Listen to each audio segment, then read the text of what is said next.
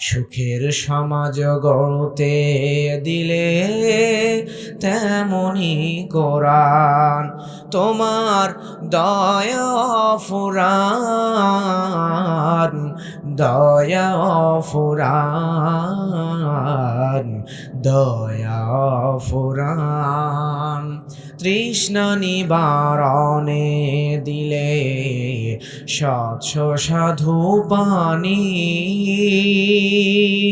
জঠর জ্বালা জোড়াতে আর ফল ফসল জানি।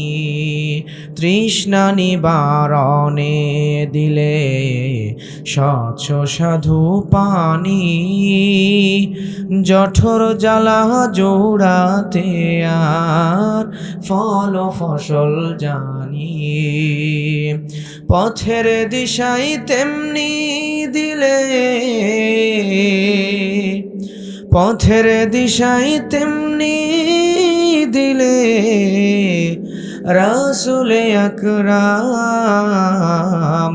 আল্লাহ রাব্বুল আলামিন বলেন, কুল হুয়াল্লাহু আহাদ। আল্লাহ বলেন, আমি আল্লাহ। হে নবী আপনি বলুন, আল্লাহ এক এবং অদ্বিতীয়। জোরে কোন সুবহানাল্লাহ। এবার আপনাদের কাছ থেকে জানতে যাচ্ছি, সবাই জবান, একটা জবানও বন্ধ রাখবেন না, সবাই বলবেন আল্লাহ কয়জন? আমাদের মালিক কে? সবাই একযোগে বলেন, আমাদের মালিক কে? আল্লাহ তাআলা এক এবং অদ্বিতীয়। আল্লাহ রাব্বুল আলামিনের পর বলেন আল্লাহুস সামাদ। আল্লাহ রাব্বুল আলামিন বলেন আল্লাহ এক এবং অদ্বিতীয়, এবং আল্লাহ তাআলা দুনিয়ার কোনো মানুষের, দুনিয়ার কোনো কিছুর মুখাপেক্ষী নয়, তিনি অমুখাপেক্ষী। জোরে বলেন সুবহানাল্লাহ। দুনিয়াতে আমরা মানুষরা ভালো করে বুঝবেন, দুনিয়াতে সবচাইতে ধনী ব্যক্তিদের মধ্যে অন্যতম একজন, নাম তার বিল গেটস। নাম কি? Bill Gates. এই বিল গেটসের সম্পদ কত বেশি, সাংবাদিকরা বোঝানোর জন্য বলছে, বুঝবেন, বোঝানোর জন্য বলছে, তার সব সম্পদ এক জায়গায় করলে লোহার সিঁড়ি যদি বানানো হয়, ওই লোহার সিঁড়ি দিয়ে প্রায় চাঁদে যাওয়া যাবে। জোরে কোন আল্লাহু আকবার। এত সম্পদ এই বিল গেটসের। কিন্তু এই বিল গেটস জুতা বানানোর জন্য মুসির মুখাপেক্ষী হওয়া লাগে কি লাগে না? দুনিয়াতে সবচেয়ে ক্ষমতাধর ব্যক্তি বর্তমানে নাম কি বলেন তো? নাম কি? আমেরিকার প্রেসিডেন্ট বর্তমান নাম কি? Donald Trump.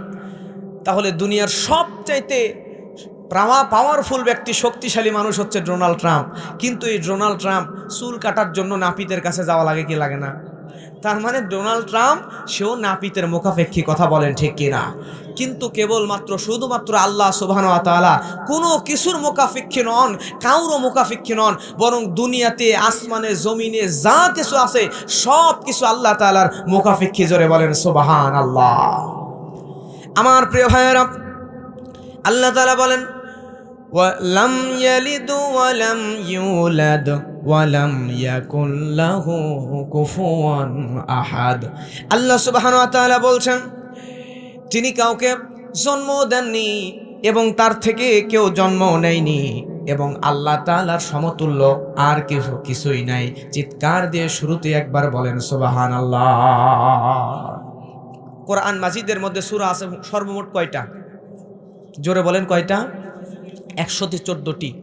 এই 114টি সূরার মধ্যে আপনারা জ্ঞানী মানুষ, বিচক্ষণ মানুষ বুঝবেন ভালো করে, 114টি সূরার মধ্যে 112টি সূরার নাম কোনো না কোনো জায়গায় সূরার ভিতরে আছে, কিন্তু দুইটা সূরা, যেই দুইটা সূরার ভিতরে ওই সূরার নাম নেই। এবার আপনারা জ্ঞানী মানুষ বলেন তো এই দুইটা সূরার নাম কি? আলহামদুলিল্লাহ, দেখছেন বাংলাদেশের বহু জেলায় গেছি, যেই কয়টা মাহফিলে জিজ্ঞেস করছি যে বলেন তো, মোটামুটি কোনো জায়গায় পারে নাই। তবে আলহামদুলিল্লাহ আজকের মাহফিলে আমার খুব ভালো লাগতেছে, আপনারা শুরুতেই বলে দিলেন, একটা হচ্ছে সূরা ফাতিহা আর একটা সূরা ইখলাস। জোরে বলেন সুবহানাল্লাহ। এই দুইটা সূরার ভিতরে সূরার নাম নাই। আমার ভাইয়ারা লক্ষ্য করেন, এই সূরা ইখলাসের ফজিলত আল্লাহর নবী বলেন ইন্নাহা লা তা'দিলু সুলুসাল কুরআন। আল্লাহর নবী বলেন এই সূরা ইখলাস কোরআন মাজিদের 1/3। জোরে কোন সুবহানাল্লাহ। তার মানে হলো যদি কোনো মানুষ এই সূরা ইখলাস একবার তেলাওয়াত করে তাহলে ওই মানুষ 10 পারা কোরআন তেলাওয়াতের সওয়াব পেয়ে যাবে। 2 বার তেলাওয়াত করলে 20 পারা কোরআন তেলাওয়াতের সওয়াব পেয়ে যাবে। 3 বার তেলাওয়াত করলে 30 পারা কোরআন তেলাওয়াতের সওয়াব পেয়ে যাবে। সুবহানাল্লাহ। এবার আপনাদের কাছে শুরুতেই আরেকটা জিনিস জানতে চাচ্ছি, আপনারা বলেন তো ইসলামের ইতিহাসের সর্বপ্রথম মসজিদের নাম কি? ইসলামের ইতিহাসে আল্লাহর হাবিব সাল্লাল্লাহু আলাইহি ওয়াসাল্লাম যে মসজিদগুলো নির্মাণ করেছেন, আল্লাহ রাসূল সাল্লাল্লাহু আলাইহি ওয়াসাল্লাম সর্বপ্রথম যখন হিজরতে যান, হিজরতে যাওয়ার সময় মসজিদে নববী কিন্তু নয়, এর আগে একটা মসজিদ তৈরি করেছেন রাস্তায়। এই মসজিদের নাম হচ্ছে মসজিদে কোবা। মসজিদের নাম মসজিদে কোবা। এই মসজিদের ফজিলত এত বেশি, আল্লাহর হাবিব সাল্লাল্লাহু আলাইহি ওয়াসাল্লাম বলেছেন, যদি কোনো মানুষ, আমরা যারা হজ এবং উমরায় যাই, যারা গিয়েছি মসজিদে কোবায় যাই, যদি কোনো মানুষ এই মসজিদে কোবায় গিয়া 2 রাকাত নফল সালাত আদায় করতে পারে, তাহলে আল্লাহর নবী বলেন ওই ব্যক্তির আমলনামায় আল্লাহ রাব্বুল আলামিন একটা কবুল উমরার সওয়াব লিখে দেন। সূরা কোন সুবহানাল্লাহ। এই মসজিদে কোবা নির্মাণ করলেন নবীজি আমার মদিনায় অবস্থান করাকালে মসজিদে কোবার জন্য একজন ইমাম নিযুক্ত করে দিলেন। এই মসজিদে কোবার জন্য যে ইমামকে আল্লাহর হাবিব সাল্লাল্লাহু আলাইহি ওয়াসাল্লাম নিযুক্ত করে দিলেন, এই লোকটা মসজিদে কোবায় নামাজ পড়াচ্ছিল, কিন্তু নামাজে পড়ানোর সময় একটা সমস্যা তৈরি হলো। আপনাদের এলাকায় ইমাম সাহেব নামাজ পড়ায়, উনি ফজরে একটা কেরাত পড়ে, জোহরে আর একটা পড়ে, আসরে আর একটা পড়ে, মাগরিবে আর একটা পড়ে। কথা বলেন ঠিক কিনা? কিন্তু মসজিদে কোবার ইমাম সাহেব ফজরও যেই আয়াত তেলাওয়াত করে, ফজরও সূরা ইখলাস তেলাওয়াত করে, জোহরেও সূরা ইখলাস, আসরেও সূরা ইখলাস, বিশেষ করে মাগরিব এশা ফজর 3 ওয়াক্তেই জোরে জোরে সূরা ফাতিহার সঙ্গে সূরা ইখলাস তেলাওয়াত করে। জোরে বলেন সুবহানাল্লাহ। এবার আপনারা বলেন তো, আপনাদের এলাকার ইমাম সাহেব যিনি, উনি যদি 5 ওয়াক্ত নামাজেই, যেগুলো আপনারা শুনতে পান ফজর, মাগরিব, এশা, এই 3 ওয়াক্তের নামাজেই যদি সূরা ইখলাস, প্রত্যেক সূরার সঙ্গে সূরা ইখলাস পড়ে, তাহলে ইমাম সাহেবের চাকরি থাকবে নাকি যাবে? একটু জোরে বলেন, থাকবে নাকি যাবে? মনে করবে ইমাম সাহেব জানে না নাকি বারবার একই সূরা তেলাওয়াত করে, কারণটা কি? কথা বলেন ঠিক কিনা? মসজিদে কোবার ইমাম সাহেব যখন বারবার এই সূরা তেলাওয়াত করছে, এবার মুসল্লিদের মধ্যে কিছু কিছু মুসল্লির মাথা নষ্ট হয়ে গেছে। এমন ইমাম আল্লাহ রাসূল আমাদের সামনে নিযুক্ত করে দিলেন, যে ইমাম বারবার ফজরে, জোহরে, আসরে, মাগরিবে, এশা 5 ওয়াক্ত নামাজে একই সূরা তেলাওয়াত করতেছে। কারণটা কি? সঙ্গে সঙ্গে ইমাম সাহেবরে ধরলেন, আপনি তেলাওয়াত এটা ছাড়বেন কিনা বলেন। ইমাম সাহেব বললেন, আমার চাকরি যদি তোমরা বলো আমি চাকরি ছেড়ে দিতে রাজি আছি, কিন্তু এই সূরা তেলাওয়াত ছাড়তে আমি রাজি নাই। সুবহানাল্লাহ। এখন ইমাম সাহেব ভালো মানুষ, আল্লাহওয়ালা ইমানদার মানুষ। ইমাম সাহেব এমন ভালো, যার আদব কায়দা আচার আচরণ এতটাই ভালো, ইমাম সাহেবকে জনগণ ছাড়তেও চায় না। সুবহানাল্লাহ বলেন। মানে রাখতেও পারে না, ছাড়তেও চায় না, এই অবস্থায় চলতেছে, পেন্ডিং অবস্থায়। কিছুদিন পরে আল্লাহর হাবিব সাল্লাল্লাহু আলাইহি ওয়াসাল্লাম কোন একটা কাজে সফরে আসলেন মসজিদে কোবার ভিতরে। সঙ্গে সঙ্গে মুসল্লিরা আল্লাহর হাবিবকে ধরে ফেললেন। আল্লাহর নবীকে বললেন, ইয়া রাসূলুল্লাহ, আপনি এমন একটা ইমাম আমাদের জন্য দিয়েছেন, যে ইমাম প্রত্যেক নামাজের সঙ্গে একটাই সূরা তেলাওয়াত করে, এই সূরা ছাড়া, সূরা ইখলাস ছাড়া আর কোনো সূরা তেলাওয়াত করে না। জোরে কন্না সুবহানাল্লাহ। আল্লাহর হাবিব বিষয়টা বুঝতে পারলেন, সঙ্গে সঙ্গে সাহাবীকে ডাক দিলেন, মা ইয়ামনাউকা আনতা ফালা মা ইয়ামুরুকা বিহি ইয়া সাহাবুক। জোরে কোন আল্লাহু আকবার। হে সাহাবী, তোমার সাথীরা যেই কথাটি বলতেছে, এটা মানতে তোমার সমস্যা কোথায়? এটা মানতে বাধা কিসে? আল্লাহর নবী আরো বললেন, ওয়া ইয়াহমিলুকা আলা লুযুমি হাযিহিস সূরা ফি কুল্লি রাকাহ। প্রত্যেক রাকাতে কেন তুমি এই সূরা ইখলাসটাকে বাধ্যতামূলক করে নিয়েছো? কারণটা কি তুমি একটু বলো। আল্লাহর হাবিবের এই কথা শুনে সাহাবী বলল, ইয়া রাসূলুল্লাহ, ইন্নী উহিব্বুহা, আমি এই সূরা ইখলাসটাকে বড় ভালোবাসি। যেরকম সুবহানাল্লাহ। আল্লাহর নবী বিষয়টা শুনলেন, খুশি হয়ে গেলেন। নবী বললেন, হুব্বাকা ইয়াহা আদখালাকাল জান্নাহ। ও সাহাবী, এই সূরা ইখলাসকে তুমি ভালোবাসো, এই কারণে আমার আল্লাহ তাআলা এই সূরাকে ভালোবাসার কারণে তোমাকে জান্নাতের ভিতরে ঢুকায় দিবেন। সুবহানাল্লাহ। প্রিয় ভাইরা আমার, লক্ষ্য করেন, এই সূরাকে মহব্বত করলে, ভালোবাসলে, আমরা সবাই এই সূরা ইখলাস মুখস্থ আছে সবার, কিন্তু ফজিলতটা জানি না। এমন একটা সূরা, যেই সূরাকে ভালোবাসলেও জান্নাত পাওয়া যায়, যেই সূরা 3 বার তেলাওয়াত করলে কোরআন খতম দেওয়ার সওয়াব পাওয়া যায়।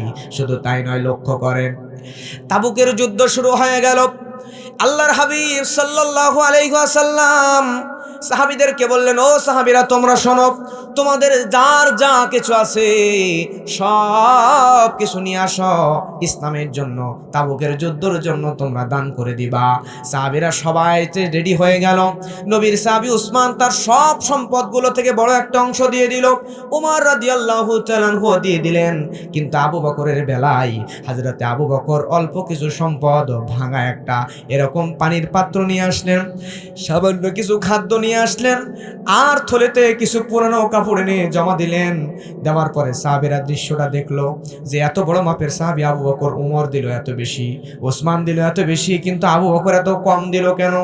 সাহাবীরা মনে মনে একজন আরেকজন হাসাহাসি করতেছে। আল্লাহর হাবিব বিষয়টা বুঝতে পারলেন, সঙ্গে সঙ্গে সাহাবীদেরকে ডাক দিলেন। দেওয়ার পরে বললেন, ও আমার সাহাবীরা, তোমরা একটু শোনো, তোমাদের মধ্য থেকে ওসমান, তুমি বলো, তুমি তাবুকের যুদ্ধের জন্য কতখানি দান করেছো, কি কি দান করেছো? ওসমান আল্লাহর নবীকে বললেন, ইয়া রাসূলুল্লাহ, আমি আমার জীবনের সব সম্পদগুলো এক জায়গায় করেছি, করার পরে 4টা ভাগ করেছি। আমার জীবনের সব সম্পদের 4 ভাগের 1 ভাগ আমি ওসমান তাবুকের যুদ্ধের জন্য দান করে দিয়েছি। হযরত ওমরকে বললেন, ওমর, তুমি বলো কি কি দিয়েছো? হযরত ওমর বললেন, ইয়া রাসূলুল্লাহ, আমার জীবনে অর্জিত সব সম্পদগুলোকে আমি 2টা ভাগে ভাগ করেছি, করার পরে 1টা ভাগ আমি ইসলামের জন্য তাবুকের যুদ্ধে দান করে দিয়েছি। সুবহানাল্লাহ। এবার নবীজি হযরত আবু বকরকে বললেন, আবু বকর, তুমি বলো, তুমি তোমার বাড়িতে কি কি রেখে এসেছো? ওসমানকে আর ওমরকে বললেন, কি কি দিয়েছো? কিন্তু আবু বকরকে বললেন, আবু বকর, তুমি তোমার বাড়িতে কি কি রেখে এসেছো বলো।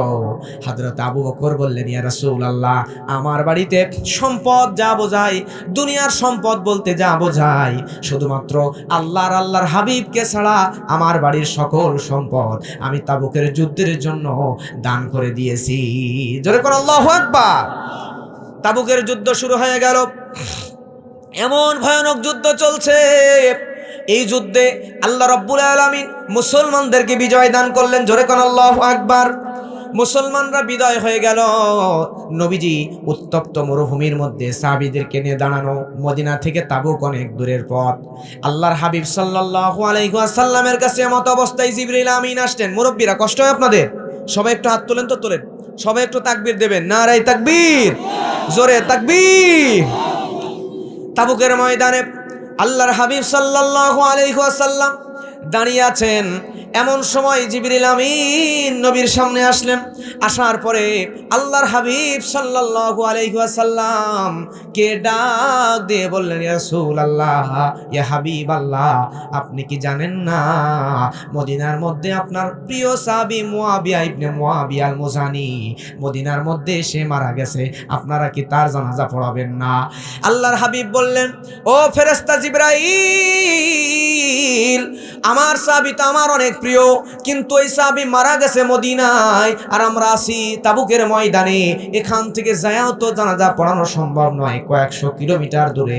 সঙ্গে সঙ্গে জিবরাইল আমিন বললেন, ইয়া রাসূলুল্লাহ, টেনশন করবেন না, চিন্তা করবেন না, এই মুয়াবিয়া ইবনে মুয়াবিয়া আল মুজানি তার জানাজার নামাজের জন্য রেডি হয়ে যান, আপনারা দাঁড়িয়ে যান, আর আমি জিবরাইল তাকে আপনাদের চোখের সামনে, আপনার চোখের সামনে হাজির করব, আর আপনি সাহাবীদেরকে নিয়ে তার গায়েবানা জানাজা পড়ায় দিবেন। জোরে কোন সুবহানাল্লাহ। প্রিয় ভাইয়েরা আমার, লক্ষ্য করেন, নবীজি এবার সাহাবীদেরকে বললেন, ও সাহাবীরা, তোমাদের ভাই, আমার প্রিয় সাহাবী মারা গেছে, তার জানাজা পড়ানো লাগবে, তোমরা রেডি হয়ে যাও। সঙ্গে সঙ্গে সাহাবীরা রেডি হয়ে গেল। যখন জানাজা শুরু করে দিবে, এমন সময় নবীজি লক্ষ্য করলেন উত্তপ্ত মরুভূমি, যেই মরুভূমির বালির ওপরে দাঁড়ায় থাকায় কষ্টকর, ওই মরুভূমির ওপরে আসমানের দিকে নবীজি তাকালেন। তাকানোর পরে দেখতে পেলেন হঠাৎ করে আকাশের ওপরে কালো মেঘ দিয়া, বৃষ্টির আগে, ঝড় বৃষ্টির আগে কালো মেঘ দিয়া যেমন ভর্তি হয়ে যায়, ঠিক ওই তাবুকের ময়দানে আকাশের নিচে সেকেন্ডের মাথায় কালো মেঘ দিয়া কুটকুটে অন্ধকার হয়ে গেল। মনে হয় যেন ঝড় বৃষ্টি আসবে। আল্লাহর হাবিব দেখতে পেলেন একজন দুইজন নয়, 1,40,000 ফেরেশতা ওই মুআবিয়া ইবনে মুআবিয়া আল মুজানির জানাজার জন্য তাবুকের ময়দানে নেমে এসেছে। সুবহানাল্লাহ। নবীজি এই দৃশ্যটা দেখলেন। জানাজা কমপ্লিট করার পরে নবীজি যখন হাঁটতেছেন, পা উঁচু উঁচু করে করে হাঁটতেছেন। আল্লাহু আকবার। নবীজির এই দৃশ্য দেখে সাহাবীরা বলে, ইয়া রাসূলুল্লাহ, জানাজা পড়ালাম, সাহাবীরা তো জানে না এই জানাজার মধ্যে কারা এসেছিল। নবীকে বলে, ইয়া রাসূলুল্লাহ, বুঝলাম না আপনি পা উঁচু উঁচু করে কেন হাঁটতেছেন, মনে হচ্ছে আপনি ভিড় ঠেলে ঠেলে হাঁটতেছেন। আল্লাহর নবী বললেন, ও সাহাবীরা, তোমরা হয়তো জানো না তোমাদের ভাই যে মারা গেছে তার আমল আল্লাহ তাআলার কাছে এত বেশি পছন্দনীয় হয়ে গিয়েছে, যার কারণে তার জানাজায় আল্লাহ তাআলা আসমান ফেটে 1-2 জন নয়, 1,40,000 ফেরেশতা তার জানাজায় শরীক হওয়ার জন্য আল্লাহ পাঠিয়ে দিয়েছে। জোরে বলেন আল্লাহু আকবার। নবীজি আশ্চর্য হয়ে গেলেন। জিবরাইল আমিনকে বললেন, জিবরাইল, তুমি একটু বলো এই মুআবিয়া ইবনে মুআবিয়া আল মুজানি তার জানাজার মধ্যে এত ফেরেশতা কেন আসলো, তার কি আমল আছে তুমি বলো। মুরব্বীরা, সে কি আমল করেছে, তার ফেরেশতা তার জানাজার মধ্যে ফেরেশতারা এসেছে, জানতে চান কি চান না? কারা কারা জানতে চান একটু হাতটা তুলে দেখান। জোরে একবার তাকবীর দেন, নারে তাকবীর। আমার প্রিয় কোরআন প্রেমিক মুসল্লিরা, লক্ষ্য করেন আল্লাহর হাবিব সাল্লাল্লাহু আলাইহি ওয়াসাল্লাম জিবরাইল আমিনকে বলে, জিবরাইল, তুমি বলো তার কি আমল আছে। সঙ্গে সঙ্গে জিবরাইল আমিন বলে, ইয়া রাসূলুল্লাহ, বিকিরাআতি কুল হুয়াল্লাহু আহাদ, আল্লাহু আকবার, কায়মান ওয়া মাশিয়ান ওয়া রাকিবান ওয়া কায়দান। সেই ব্যক্তি উঠতে বসতে চলতে ফিরতে যেখানেই যাইতো একটা সূরা তেলাওয়াত করত। সূরাটি হলো কুল হুয়াল্লাহ, বলেন না, কুল হুয়াল্লাহু আহাদ আল্লাহুস সামাদ লাম ইয়ালিদ ওয়া লাম ইউলাদ ওয়া লাম ইয়াকুল লাহু কুফুয়ান আহাদ। জোরে কোন আল্লাহু আকবার। ইয়া রাসূলুল্লাহ, ইয়া হাবিবাল্লাহ, ওই ব্যক্তি উঠতে বসতে চলতে ফিরতে সব সময় এই সূরাটি তেলাওয়াত করত, যার কারণে আল্লাহ তাআলা তার এই আমলটা এত বেশি পছন্দ করে ফেলেছেন, তার জানাজার মধ্যে 1,40,000 ফেরেশতাকে নাজিল করে দিয়েছেন। সুবহানাল্লাহ। এই আমল এখন থেকে করবেন কারা কারা একটু হাত দেখান। আলহামদুলিল্লাহ, হাত নামান সবাই। এই ছোট্ট আমল, সূরাটার নাম কি? জোরে বলেন, সূরাটার নাম কি? সূরা ইখলাস। এই ছোট্ট সূরাটা চলতে, বিশেষ করে মুরব্বীরা, আমার সম্মানিত মুরব্বী বাজানেরা অনেক আছেন, আর যুবক ভাইরা, আমাদের কিন্তু গুনাহ অনেক বেশি, কি ঠিক না? আমরা সবাই এই ছোট্ট সূরা মুখস্থ তো সবার আছে। চলতে ফিরতে উঠতে বসতে গাড়িতে দোকানপাটে যেখানেই যাব আমরা এই সূরাটা বেশি বেশি তেলাওয়াত করব ইনশাআল্লাহ। এবার আসেন, আপনারা বলেন এই মাহফিলের আয়োজন করা হয়েছে, এই মাহফিলের আয়োজনের পিছনে একটা কারণ আছে না নাই? আমার ভাইয়েরা এই মাহফিলটার আয়োজন করেছে, যুবক ভাইয়েরা অনেক পরিশ্রম করে। কারণ হলো এই মাহফিলে মানুষরা আসবে, কোরআন হাদিস থেকে কথা শুনবে, নিজের জীবনকে কোরআনের আলোয় আলোকিত করবে, এটাই হলো উদ্দেশ্য। কথা বলেন ঠিক কিনা? আপনাদের এলাকায় যে মসজিদটা আছে, এই মসজিদটা তৈরি করা হয়েছে মানুষ ইবাদত করবে এজন্য। কথা বলেন ঠিক কিনা? আপনাদের এই যে হুজুরের মাদ্রাসা, এই মাদ্রাসাটা তৈরি করা হয়েছে মানুষগুলো মাদ্রাসায় যায়, ছোট্ট বাচ্চারা মাদ্রাসায় যায় দ্বীনি ইলম শিক্ষা করবে।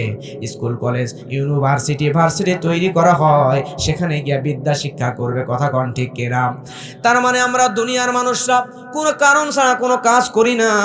দুনিয়ার সামান্য মানুষ হয়ে যদি কোনো কারণ ছাড়া কোনো কাজ না করি, তাহলে বলেন তো আল্লাহ রব্বুল আলামিন কোনো কারণ ছাড়া কোরআনের মধ্যে কি সূরা ইখলাস নাজিল করছে নাকি? আল্লাহ রাব্বুল আলামিন নাজিল করলেন কেন? শুনতেছেন? আল্লাহ রাব্বুল আলামিন নাজিল করলেন কেন?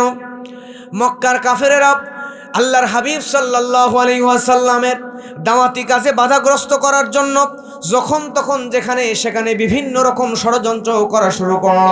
কিন্তু একটা পর্যায়ে আল্লাহর হাবিব সাল্লাল্লাহু আলাইহি ওয়াসাল্লামকে দামানোর জন্য মদিনা থেকে কিছু ইহুদিকে ভাড়া করে আনা হলো।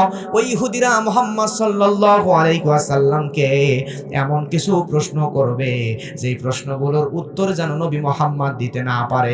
জোরে বলেন নাউযুবিল্লাহ। এবার মক্কার ইহুদিরা জ্ঞানী ছিল, কিন্তু জ্ঞানী হয়েও তারা ছিল বদমাইশ, ভণ্ড শয়তান। এই বদমাইশ ইহুদিগুলো আল্লাহর হাবিবের কাছে আসলেন। আসার পরে বললেন, নবী মুহাম্মদ, তুমি তো নবী দাবি করো, তুমি একটু বলো তো, তোমার কাছে আমরা জানতে চাই, সিফলানা রব্বাক ইয়া মুহাম্মদ, হে মুহাম্মদ তুমি বলো তোমার রবের পরিচয় কি, তোমার রবের পরিচয়টা তুমি আমাদের কাছে একটু দাও।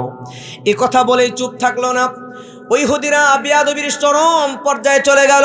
তারা বলল, আহুয়া মিন যাহাবিন ওয়া ফিদ্দাতিন আও খাশাবিন, ও মুহাম্মদ তুমি বলো তোমাদের রব, যে আল্লাহকে তোমরা রব মনে করতেছো, রব বলতেছো, ওই আল্লাহ কিসের তৈরি, সোনার নাকি রূপার নাকি কাঠের পুতুল? জোরে কর না নাউযুবিল্লাহ। মুসলমান এত ধীরে আওয়াজ দিলে হবে না, জোরে বলেন নাউযুবিল্লাহ। বলে, সিফলানা রব্বাক ইয়া মুহাম্মদ, তোমার রবের পরিচয় কি? আহুয়া মিন যাহাবিন ওয়া ফিদ্দাতিন আও খাশাবিন, তোমার রব কিসের তৈরি, সোনার রূপার নাকি তোমার রব কাঠের তৈরি পুতুল, তুমি একটু বলো।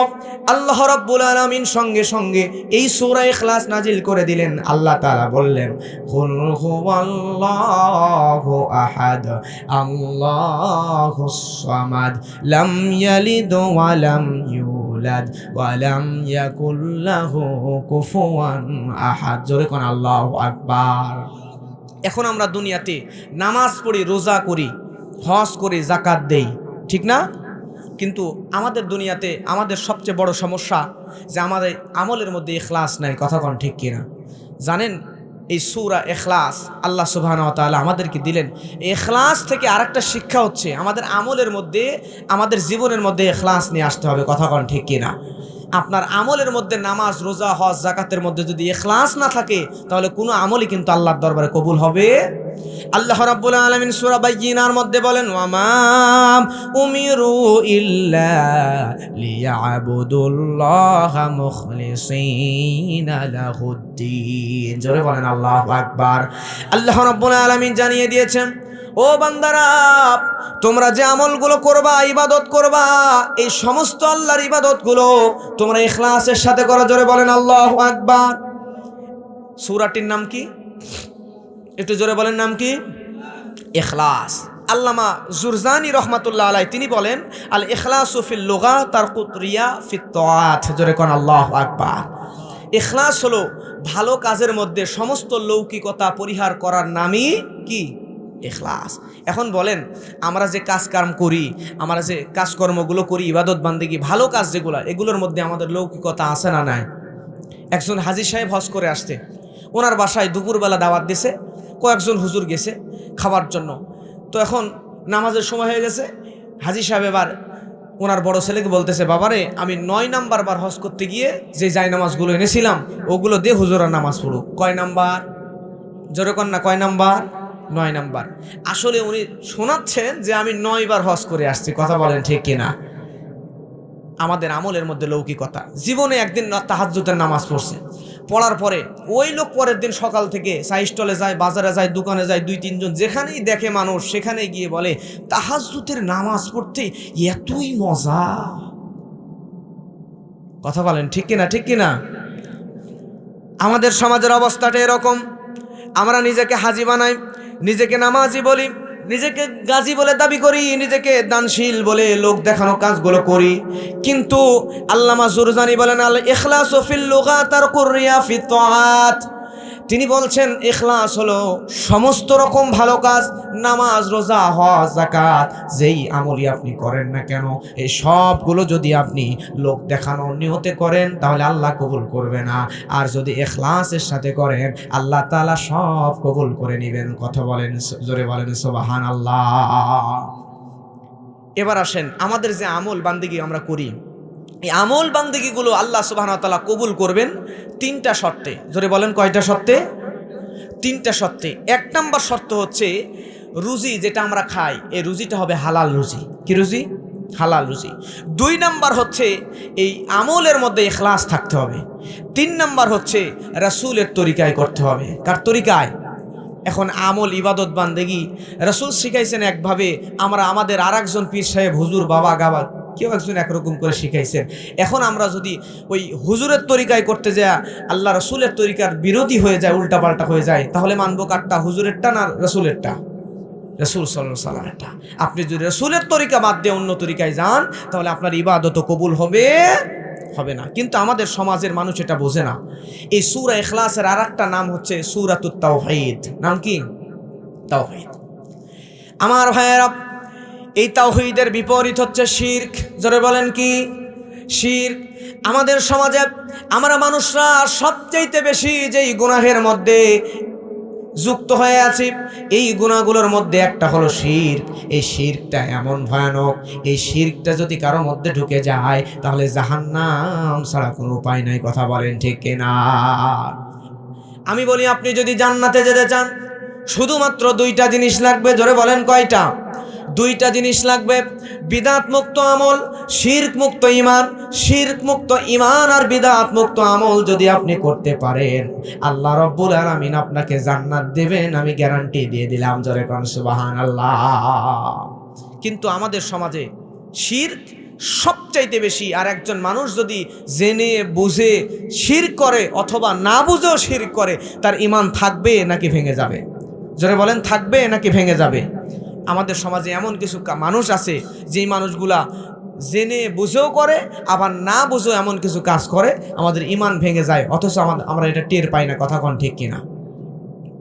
প্রিয় ভাইয়েরা, আমার লক্ষ্য করেন, আমরা এমন কিছু মানুষ আছি আমরা জানিও না কোন কথা বললে ঈমান ভেঙে যায়, কোন কাজ করলে ঈমান ভেঙে যায়, এটা আমরা জানিও না।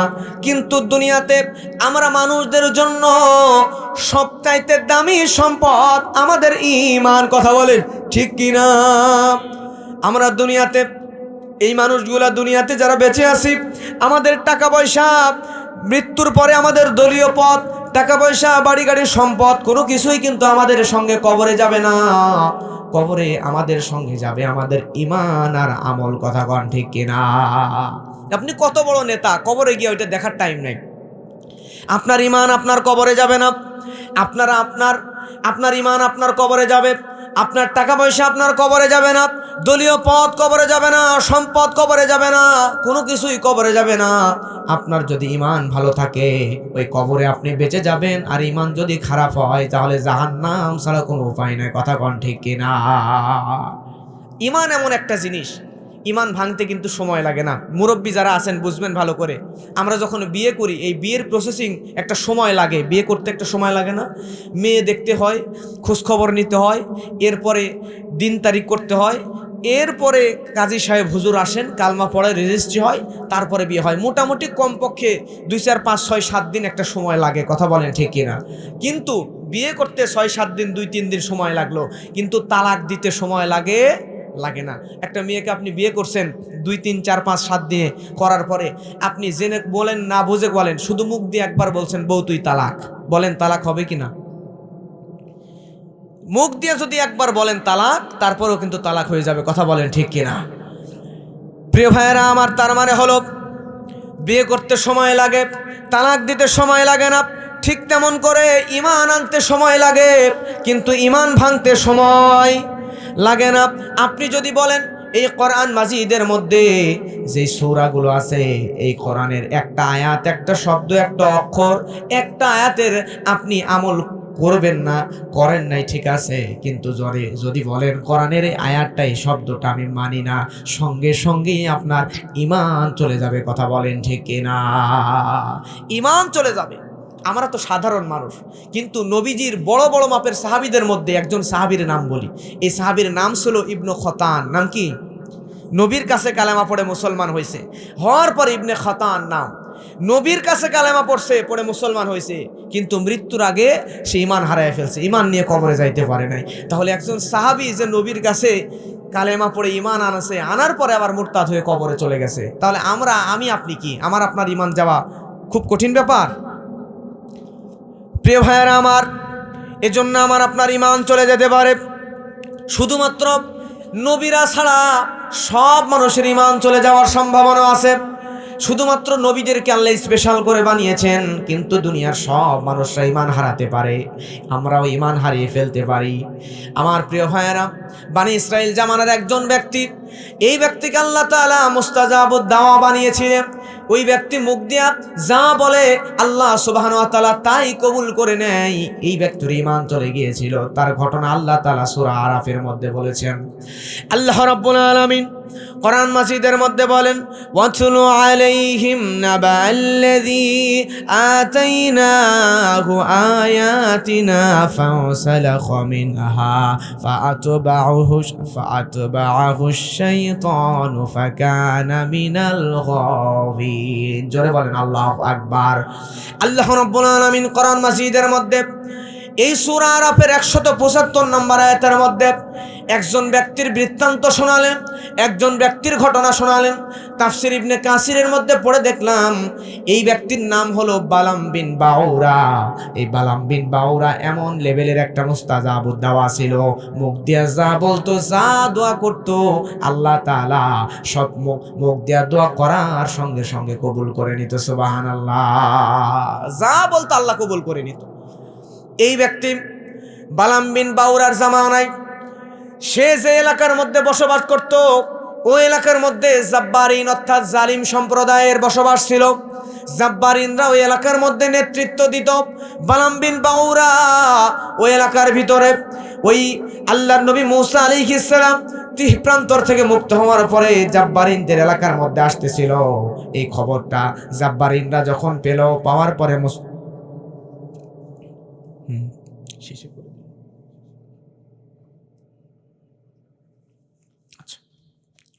প্রিয় ভাইরা আমার, জাব্বারিনদের নেতা বালাম বিন বাউরা, এই লোকটা সঙ্গে সঙ্গে চিন্তা করলো, বালাম বিন বাউরার কাছে চলে গেল জাব্বারিনরা। যাওয়ার পরে বলল, বালাম বিন বাউরা, তোমার কাছে আমরা আবদার করি, ওই যে আল্লাহর নবী মূসা তার সঙ্গ পাঙ্গ নিয়া দলের লোকদেরকে নিয়া আমরা জাব্বারিনদের এলাকার মধ্যে আসতেছি। আমাদের এলাকার ভিতরে যদি একবার নবী মূসা চলে আসে, তাহলে আমাদেরকে তো শেষ করে দিবে, আমাদের ক্ষমতার চেয়ারটা তো দখল করে নিবে। জোরে কন্যা আল্লাহু আকবার।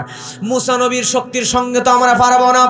তুমি একটা কাজ করো, তোমাকে আমরা বস্তা ভর্তি করে টাকা দিব, তুমি যা দোয়া করো তাই তো আল্লাহ তাআলা কবুল করে নেয়। তুমি আজকে ওই নবী মূসার বিরুদ্ধে আল্লাহর কাছে একটু দোয়া করবা।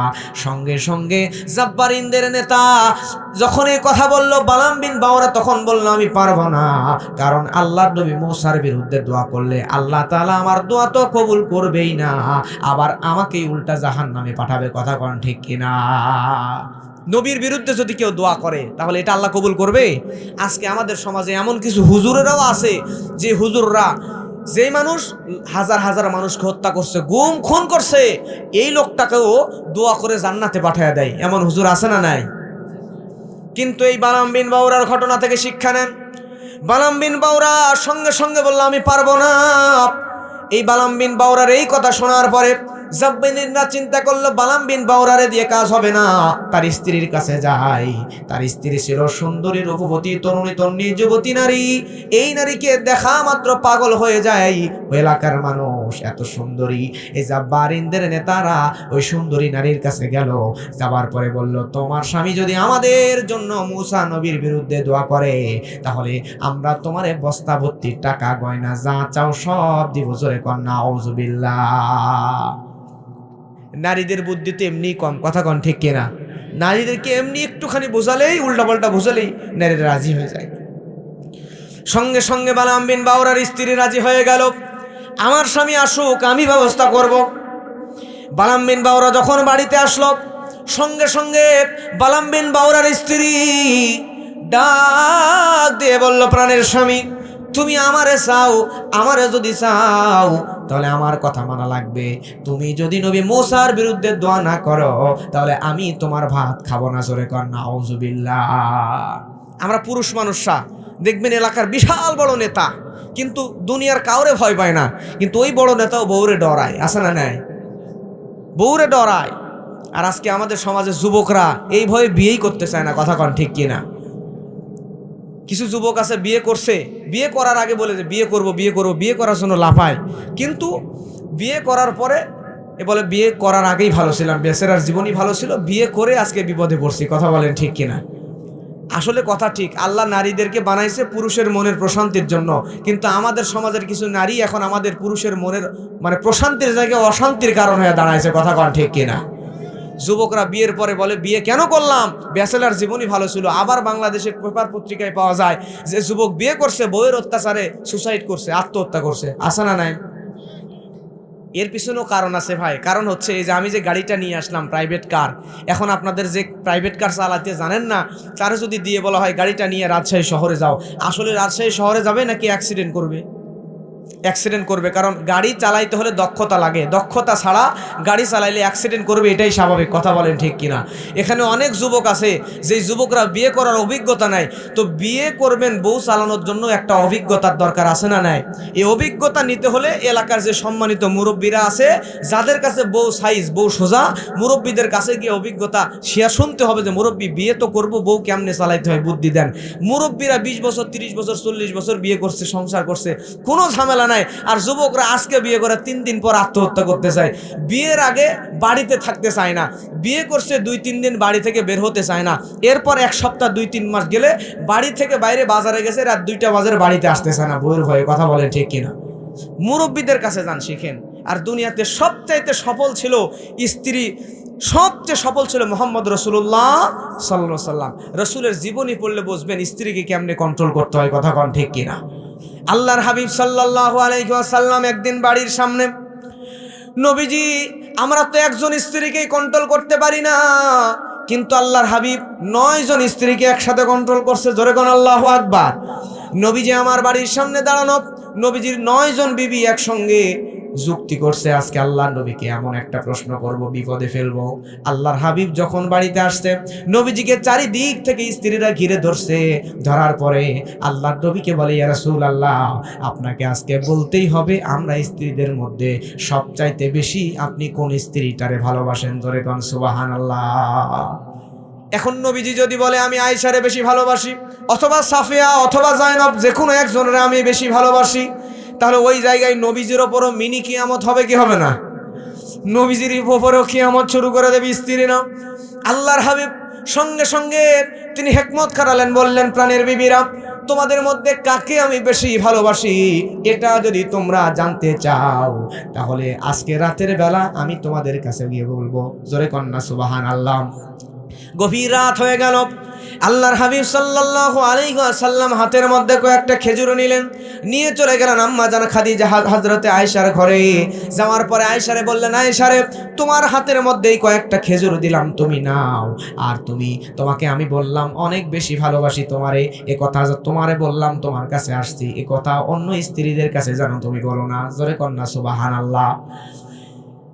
এরপরে নবীজি আর একজন বিবির ঘরে গেলেন, তারাও কয়েকটা খেজুর দিলেন। দেওয়ার পরে বললেন, বিবিরে, তোমারে আমি অনেক ভালোবাসি, তোমার কাছে আমি খেজুর করে দিলাম, এগুলো যেন কোনো বিবিরে বলো না। জোরে কোন আল্লাহু আকবার। নবীজি আর একজন বিবির কাছে গেলেন, 9 বিবির কাছে গিয়া একইভাবে খেজুর দিলেন। সব বিবিদেরকে বললেন, তোমাকে আমি ভালোবাসি, সবচেয়ে ভালোবাসি না, অনেক বেশি ভালোবাসি। জোরে কন্যা সুবহানাল্লাহ।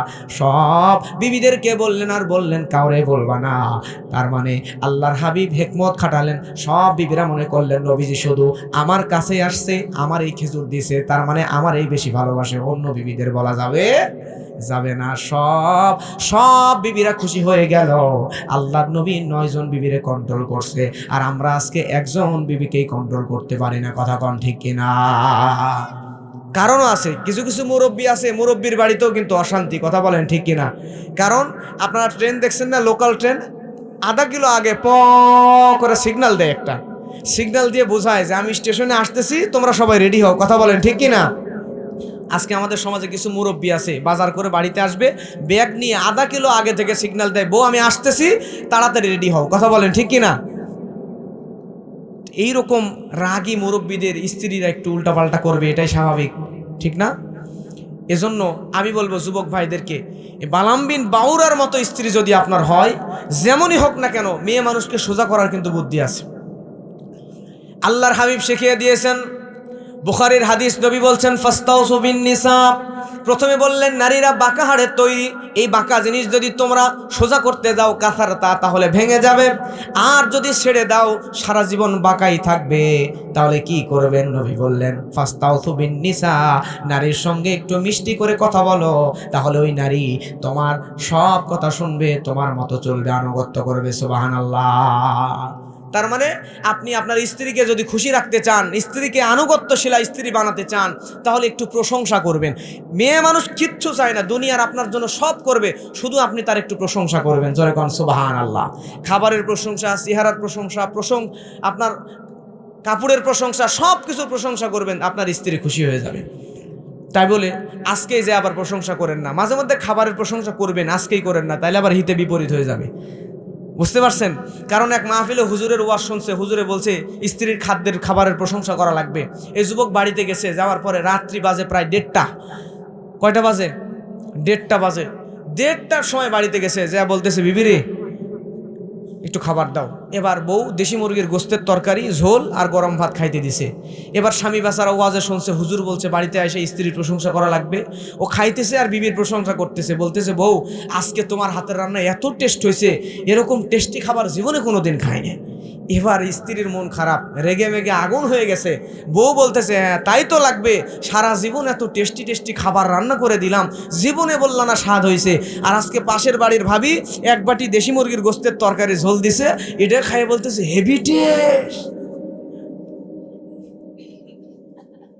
আমার ভাইয়েরা লক্ষ্য করেন, এজন্য স্ত্রীকে পটাইতে চাইলে প্রশংসা করবেন বেশি বেশি। যুবকরা শিখে রাখেন, মুরব্বীরা অ্যাপ্লাই করা শুরু করে দেন ইনশাআল্লাহ।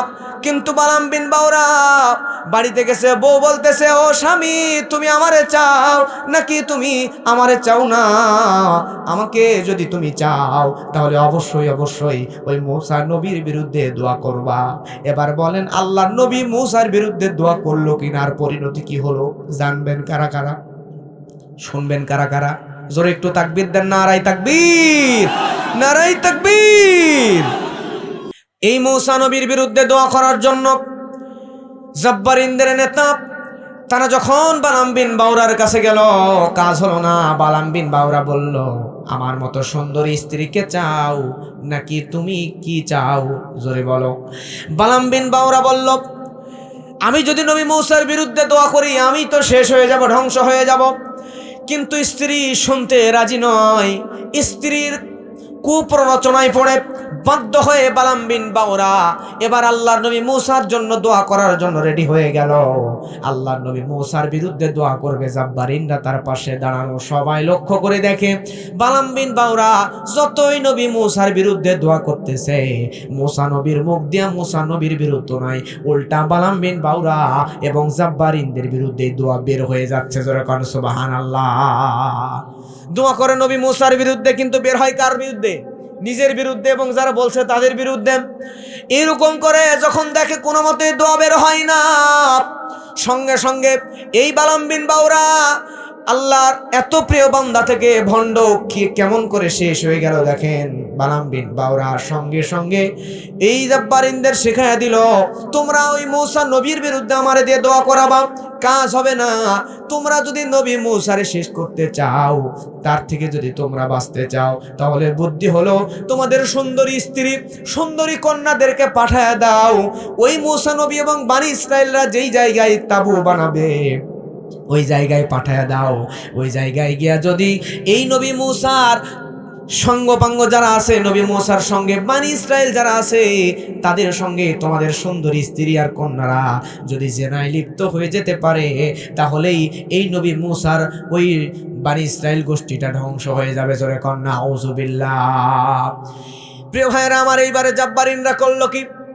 নবী মূসার বিরুদ্ধে বনি ইসরাইলরা যেখানে তাবু গেড়েছে ওই জায়গায় তাদের সুন্দরী কন্যা জাব্বারিনরা নিজেদের সুন্দরী কন্যা, নিজেদের সুন্দরী স্ত্রীদেরকে পাঠিয়ে দিল, সাজিয়ে গুজিয়ে পাঠিয়ে দিল জেনা করার উদ্দেশ্যে। আর জাব্বারিনদের যে নেতা, এই নেতার সুন্দরী কন্যাকে বলল, তুমি কারো সঙ্গে জেনা করবা না, তুমি যদি জেনা করতেই চাও শুধুমাত্র নবী মূসার সঙ্গে করবা, তুমি সবচাইতে সুন্দরী, আর কারো সঙ্গে করবা না। সঙ্গে সঙ্গে জাব্বারিনদের সুন্দরী কন্যারা চলে গেল, স্ত্রীরা চলে গেল। লক্ষ্য করেন তারা কতটা নিচু। এইবারে মূসা নবীকে খুঁজতেছে জাব্বারিনদের সর্দারের মেয়ে, আর ওইদিকে জাব্বারিনদের অন্যান্য নেতাদের স্ত্রীরা কন্যারা বনী ইসরাইলের সৈন্যদের সঙ্গে জেনায় লিপ্ত হয়ে গেল, যার কারণে আল্লাহ তাআলা তাদেরকে এইডস নামক মহামারী দিয়া ধ্বংস করা শুরু করে দিল। জোরে কোন আল্লাহু আকবার। তখন থেকে দুনিয়ায় এইডস তৈরি হয়ে গেছে। এখন পর্যন্ত এটার ভয়াবহতা, আপনি যদি খারাপ নারীদের সঙ্গে মেলামেশা করেন, আপনি যদি জেনাবা বিচারে লিপ্ত হয়ে যান, তাহলে আপনার শরীরের মধ্যে এই ভয়ানক ভাইরাসটা ঢুকে যাবে, যেটা ওই জাব্বারিনদের মেয়েদের কারণে মূসা নবীর সঙ্গীদের মধ্যে ঢুকে গিয়েছিল। আর এইদিকে জাব্বারিনদের কন্যা, জাব্বারিনদের নেতা যে বাদশা, যে তার কন্যা চলে গেছে নবী মূসাকে খুঁজতে। কিন্তু বনী ইসরাইলের একজন নেতা ওই সুন্দরী নারীকে দেখে পাগলের মতো হয়ে গেছে। ওই সুন্দরী নারীকে এইবার নিয়ে ধর্ষণ করবে, এমন সময় ওই নারী বলতেছে, আমি আল্লাহর নবী মূসা ছাড়া আর কারোর সঙ্গে জেনায় লিপ্ত হব না। কিন্তু জাব্বারিনদের নেতা এবারে রাগান্বিত হয়ে ওই নারীকে নিয়ে জোর করে ধর্ষণ করে ফেলছে। জোরে বলেন আল্লাহু আকবার। এইদিকে নবী মূসার কাছে আসতে পারে নাই। আল্লাহ সুবহানাহু ওয়া তাআলা এই ফিতনা থেকে নবী মূসা আলাইহিস সালামকে বাঁচায় দিলেন। কিন্তু বনী ইসরাইল আস্তে আস্তে শেষ হয়ে গেল। এই বুদ্ধিটা দিল বালাম বিন বাউরা নামক, আগে ছিল মুস্তাজাবুদ দাওয়া, পরবর্তীতে ভণ্ড হয়ে গেল, মুরতাদ হয়ে গেল। এই মুস্তাজাবুদ দাওয়া থেকে তার এই করুণ পরিণতি হয়ে গেল। বালাম বিন বাউরা সঙ্গে সঙ্গে আবার নবী মূসার বিরুদ্ধে দোয়া করতেছে। এমন সময় বালাম বিন বাউরার জিহ্বাটা বের হওয়া শুরু করে দিল। জিহ্বাটা বের হইতে হইতে আল্লাহ রাব্বুল আলামিন বলেন, ফামাসালুহু কামাসালিল কলব, তার দৃষ্টান্ত হয়ে গেল কুকুরের ন্যায়। তার জিহ্বাটা বের হয়ে একদম নাভি পর্যন্ত কুকুরের মতো ঝুলে গেল। জোরে কোন আল্লাহু আকবার। এখান থেকে শিক্ষা, আজকে আমাদের সমাজে সুদখোর, ঘুষখোর, এরপরে জালেম নেতারা আসে দোয়া চাইতে, আর আমরা হুজুররা 10,000, 5,000, 100, 200 টাকার বিনিময়ে তাদেরকে দোয়া করে সারা জীবন গুনাহ করছে জাহান্নামের কীট, তারও আমরা জান্নাতি বানায় দিই। কথা কোন ঠিক কিনা? মনে হয় যেন আমরা জান্নাতের কন্ট্রাক্টরই নিয়ে রাখছি। কিন্তু এই জায়গা থেকে শিক্ষা, বালাম বিন বাউরা এত বড় মুস্তাজাবুদ দাওয়া থেকে তাকে জাহান্নামের কুকুর হয়ে মৃত্যুবরণ করা লাগলো। আমাদের শিক্ষা নেওয়া দরকার, জাতটার জন্য দোয়া করাও যাবে না। যে দোয়া পাওয়ার যোগ্য তার জন্যই দোয়া করবেন, জাতটার জন্য দোয়াও করা যাবে না। কথা বলেন ঠিক কিনা? দোয়া করলে হেদায়েতের দোয়া করেন। প্রিয় ভাইয়েরা আমার, লক্ষ্য করেন আল্লাহর নবী বলেন, মান মাতা ওয়া হুয়া ইয়ালামু আন্নাহু লা ইলাহা ইল্লাল্লাহ দাখালাল জান্নাহ। জোরে কোন আল্লাহু আকবার। ইমানদারের যদি লা ইলাহা ইল্লাল্লাহ, কি লা ইলাহা ইল্লাল্লাহ এতটুকুর ওপরে যদি ইমানদারের বিশ্বাস থাকে, তার আমল যদি কম হয়, তারপরও লা ইলাহা ইল্লাল্লাহর প্রতি সম্পূর্ণ বিশ্বাস থাকলে আমল কম হলো আল্লাহ তাআলা জান্নাতের ভিতরে ঢুকায়া দিবেন। সুবহানাল্লাহ। কিন্তু আপনার আমল অনেক বেশি, কিন্তু ইমানের মধ্যে ভেজাল আছে, জান্নাতে যেতে পারবেন? জোরে বলেন পারবেন?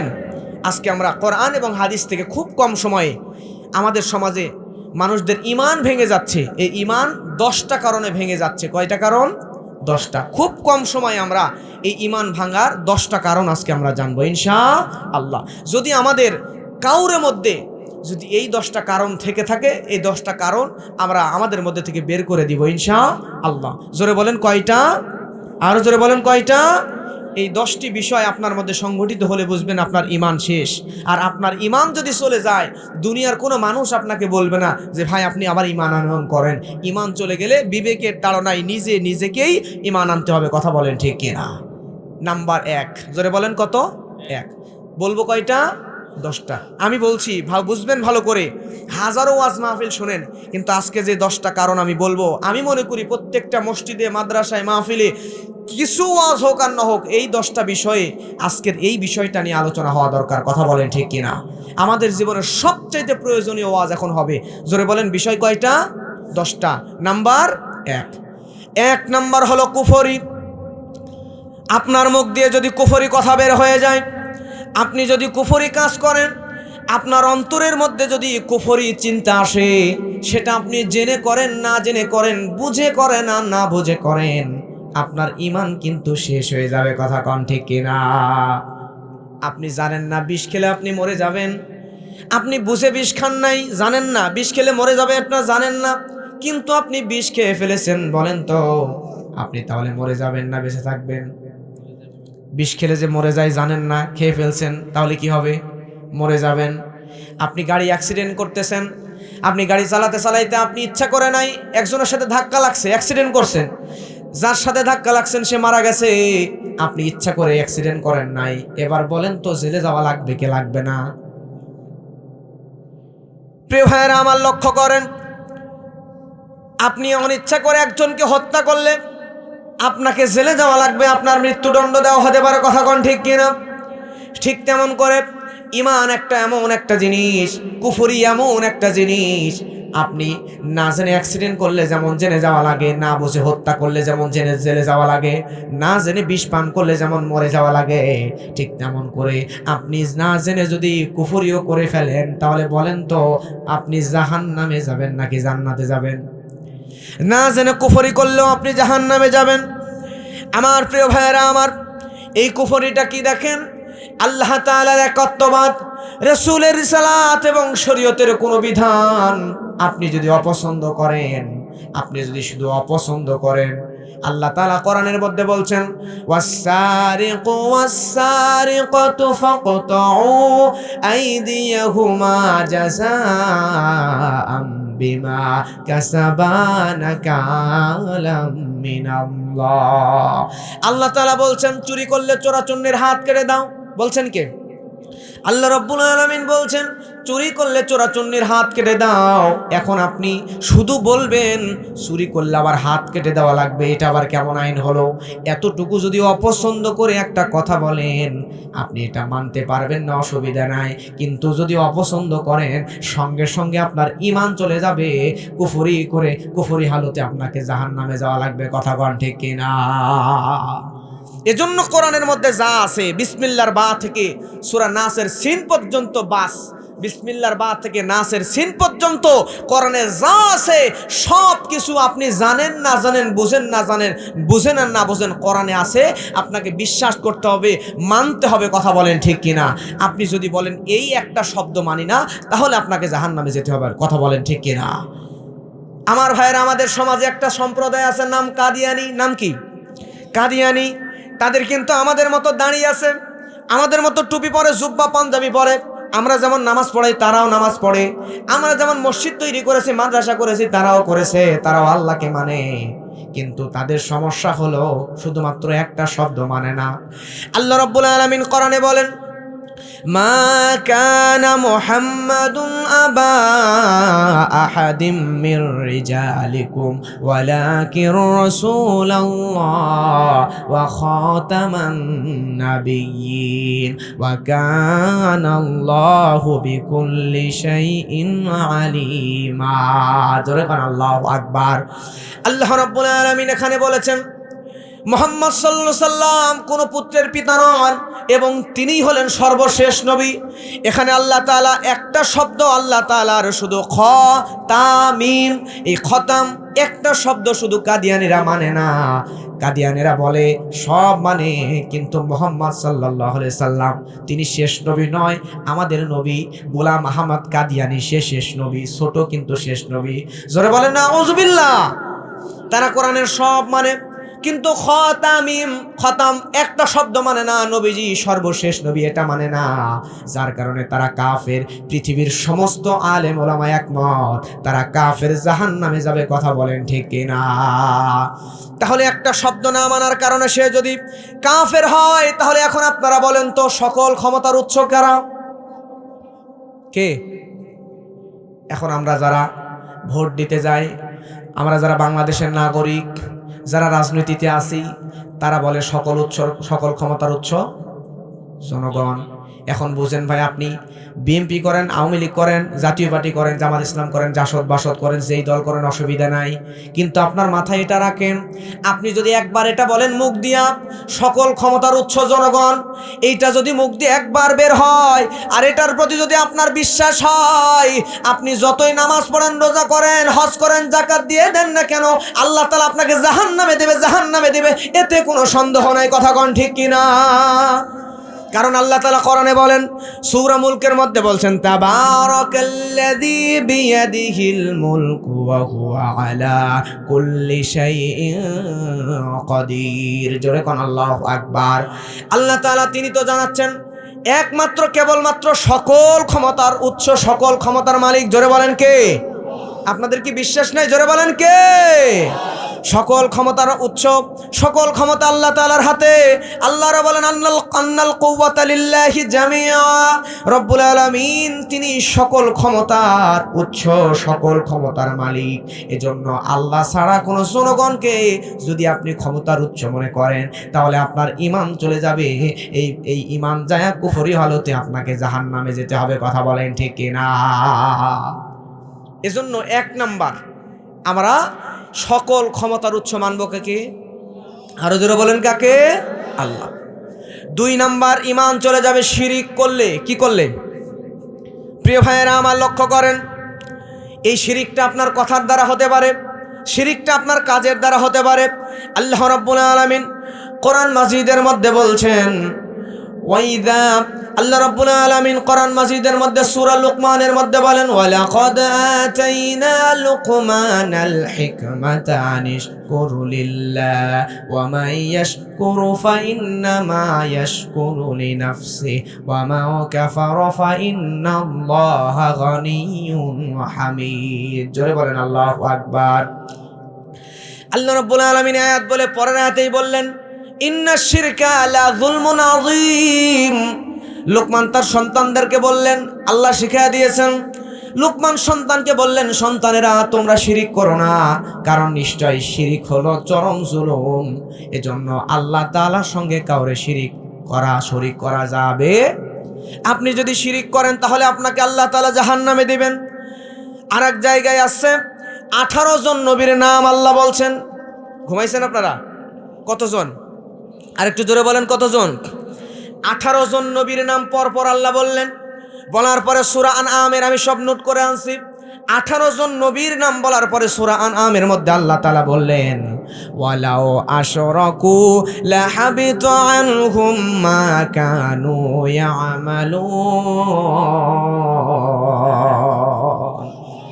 একে একে 18 জন নবীর নাম বলার পরে আল্লাহ তাআলা বললেন, যদি তারা শিরিক করত, তার মানে নবীরাও যদি শিরিক করত, আমি আল্লাহ তাআলা তাদের জীবনের সব আমলগুলো বরবাদ করে দিতাম। জোরে কোন আল্লাহু আকবার।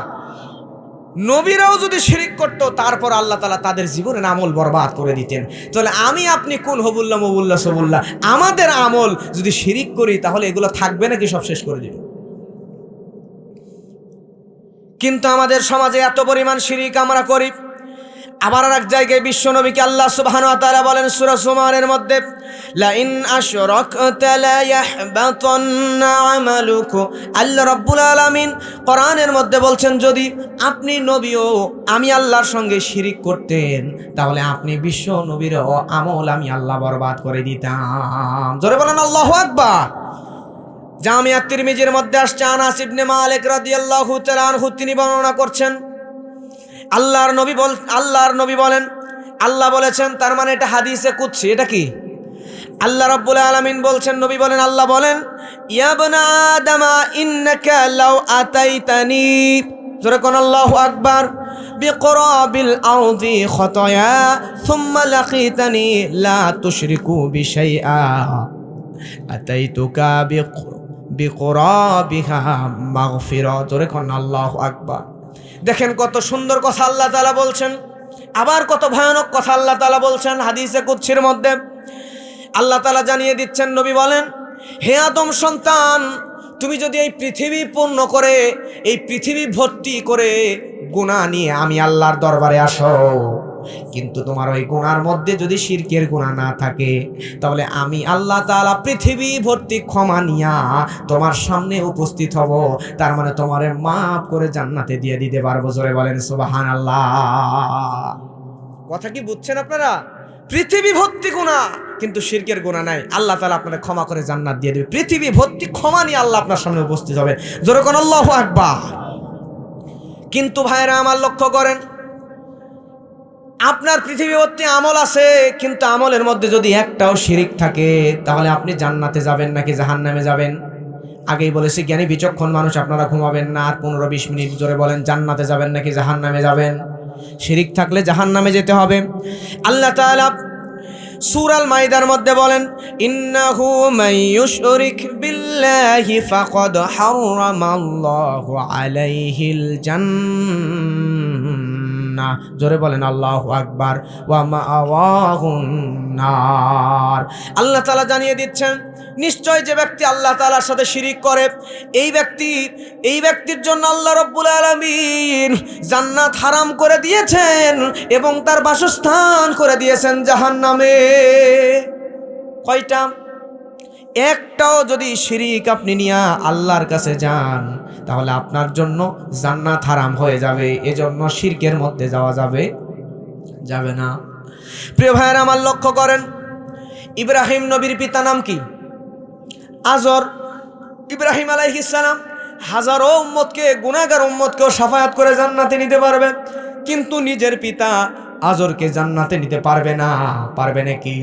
হযরত নূহ আলাইহিস সালাম তার বহু উম্মতকে জান্নাতে নিতে পারবে, কিন্তু নিজের সন্তান কেনানকে জান্নাতে নিতে পারবে না। কারণ হলো তারা শিরক করেছে। কিন্তু আমাদের সমাজে এমনও পীর আছে যে পীরগুলো বলে, জাহাজ নিয়ে অমুক জায়গায় দাঁড়ায় থাকবো, তোমরা শুধু আসবা, জাহাজে তুলে তুলে আমার মুরিদ যে জান্নাতে নিয়ে যাব। সুবহানাল্লাহ বলেন, সুবহানাল্লাহ। তাহলে যেই জায়গায় বুঝবেন আপনি জ্ঞানী মানুষ, যেই জায়গায় ইব্রাহিম নবী নিজের বাবারে জান্নাতে নিতে পারবে না, নূহ নবী নিজের ছেলেরে জান্নাতে নিতে পারবে না, মুহাম্মদ সাল্লাল্লাহু আলাইহি ওয়াসাল্লাম তিনি নিজের চাচা আবু তালেব দুনিয়াতে এত বেশি ভালোবেসেছে মুহাম্মদ সাল্লাল্লাহু আলাইহি ওয়াসাল্লাম এতিম নবীকে, এই নবী নিজের চাচা আবু তালিবরে জান্নাতে নিতে পারবে না। তাহলে আপনার পীর কেমনে আপনারে জান্নাতে নিয়ে নিবে? আমার তো মাথায় ধরে না। কথা বলেন ঠিক কিনা? কিন্তু আজকে আমাদের সমাজের মানুষরা বোঝেই না, অন্ধ অনুসরণ করে, কোরআন হাদিস পড়ে দেখার চেষ্টা করে না। কোরআন হাদিস পড়ুন, আপনার চিন্তাধারায় চেঞ্জ হয়ে যাবে। কথা কন ঠিক কিনা? আজকে আমি আপনাদের সামনে এমন 10টা শিরকের কথা বলবো, যেই 10টা শিরক দেখবেন আমাদের সমাজে আছে, যদি আমাদের ভিতরে থাকে আমরা পরিবর্তন করব। জোরে বলেন ইনশাআল্লাহ। একটু জোরে বলেন না ইনশাআল্লাহ। 1 নাম্বার শিরক হলো আল্লাহ ছাড়া অন্যকে সেজদা দেওয়া যাবে। কিন্তু আমাদের বাংলাদেশে এমনও পীরের মাজার আছে, যেই মাজারগুলোতে গিয়ে দেখবেন পীর মারা গেছে কবরের মধ্যে শোয়া, ওই পীরের মাজারের দিকে সেজদা দেয়। আছে না নাই? এমনও আছে, আমি নিজে দেখছি অনেক জায়গায়, আমি নাম বলছি না আমার ভাইয়েরা, মাজারে গিয়ে সেজদা দেয় এমনও জায়গা আমাদের বাংলাদেশে আছে। মাজারে গিয়া পীরের মাজারের মধ্যে সেজদা দেয়। কিন্তু আমার প্রিয় ভাইয়েরা, আদম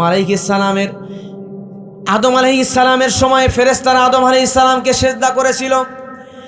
এই উদাহরণ দিয়া কিছু ভণ্ড তাদের ওই মাজারের সেজদা দেওয়াটাকে বৈধতা দান করে। কিন্তু আমার প্রিয় ভাইয়েরা, হযরতে আদম আলাইহিস সালামকে যদিও ফেরেশতারা সেজদা দিয়েছিল, কিন্তু আদম কেন্দ্র ছিল না, কেন্দ্র ছিল আল্লাহ। আর আদমকে তাজিমি সেজদা দেওয়া হয়েছিল। তার মানে আল্লাহ তাআলা ছাড়া সেজদা পাওয়ার যোগ্য আর একজনও হতে পারে না। কথা কোন ঠিক কিনা? এখন আমরা তো ইসলাম পাইছি 1500 বছর পরে, ঠিক না?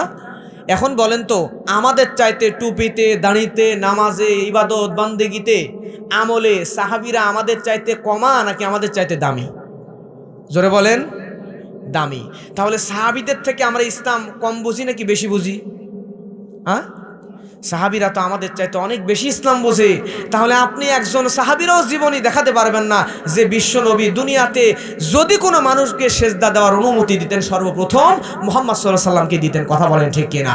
আর সেই নবীর সাহাবীরা জীবনে কোনোদিন মুহাম্মদ সাল্লাল্লাহু আলাইহি ওয়াসাল্লামকে সেজদা দিল না। কিন্তু আজকে আমি আপনি ওই সাহাবীদের চাইতেও বেশি দামি হয়ে গেছি, বেশি পণ্ডিত হয়ে গেছি। তাহলে 1 নাম্বার, কোনো পীরের মাজারে গিয়ে সেজদা দেওয়া যাবে। 2 নাম্বার, আল্লাহ ব্যতীত কোনো কারো কাছে সন্তান চাওয়া যাবে। কিন্তু আমাদের সমাজে কিছু মানুষ আছে, যেই মানুষগুলো দূরে পীরের দরবারে চলে যায় সন্তান নেওয়ার জন্য, মাজারে যায়, আবার গানও বানাইছে। বাবা, কিছু পীরের মাজারে গান বলে, আমি বলছি না ভাবে, কেউ ফিরে না খালি হাতে বাবা তোমার দরবার হতে। আসে না নাই? জোরে বলেন, আসে না নাই? কেউ ফিরে না খালি হাতে বাবা তোমার দরবার হতে। তার মানে বাবার দরবারে গেলে যা চাইবে সব পাবে, যা চাইবে সব পাবে। কিছু লোক আবার ওই জায়গায় সন্তান নেওয়ার জন্য চলে যায়, কিন্তু মুসলমানেরা সন্তান দেওয়ার মালিক হলো একমাত্র আল্লাহ। আল্লাহ ছাড়া আর কেউ সন্তান দিতে পারে না। কথা কোন ঠিক কিনা? 2 নম্বরে, তাহলে আল্লাহ ছাড়া কারো কাছে সন্তান চাওয়া যাবে যাবে না।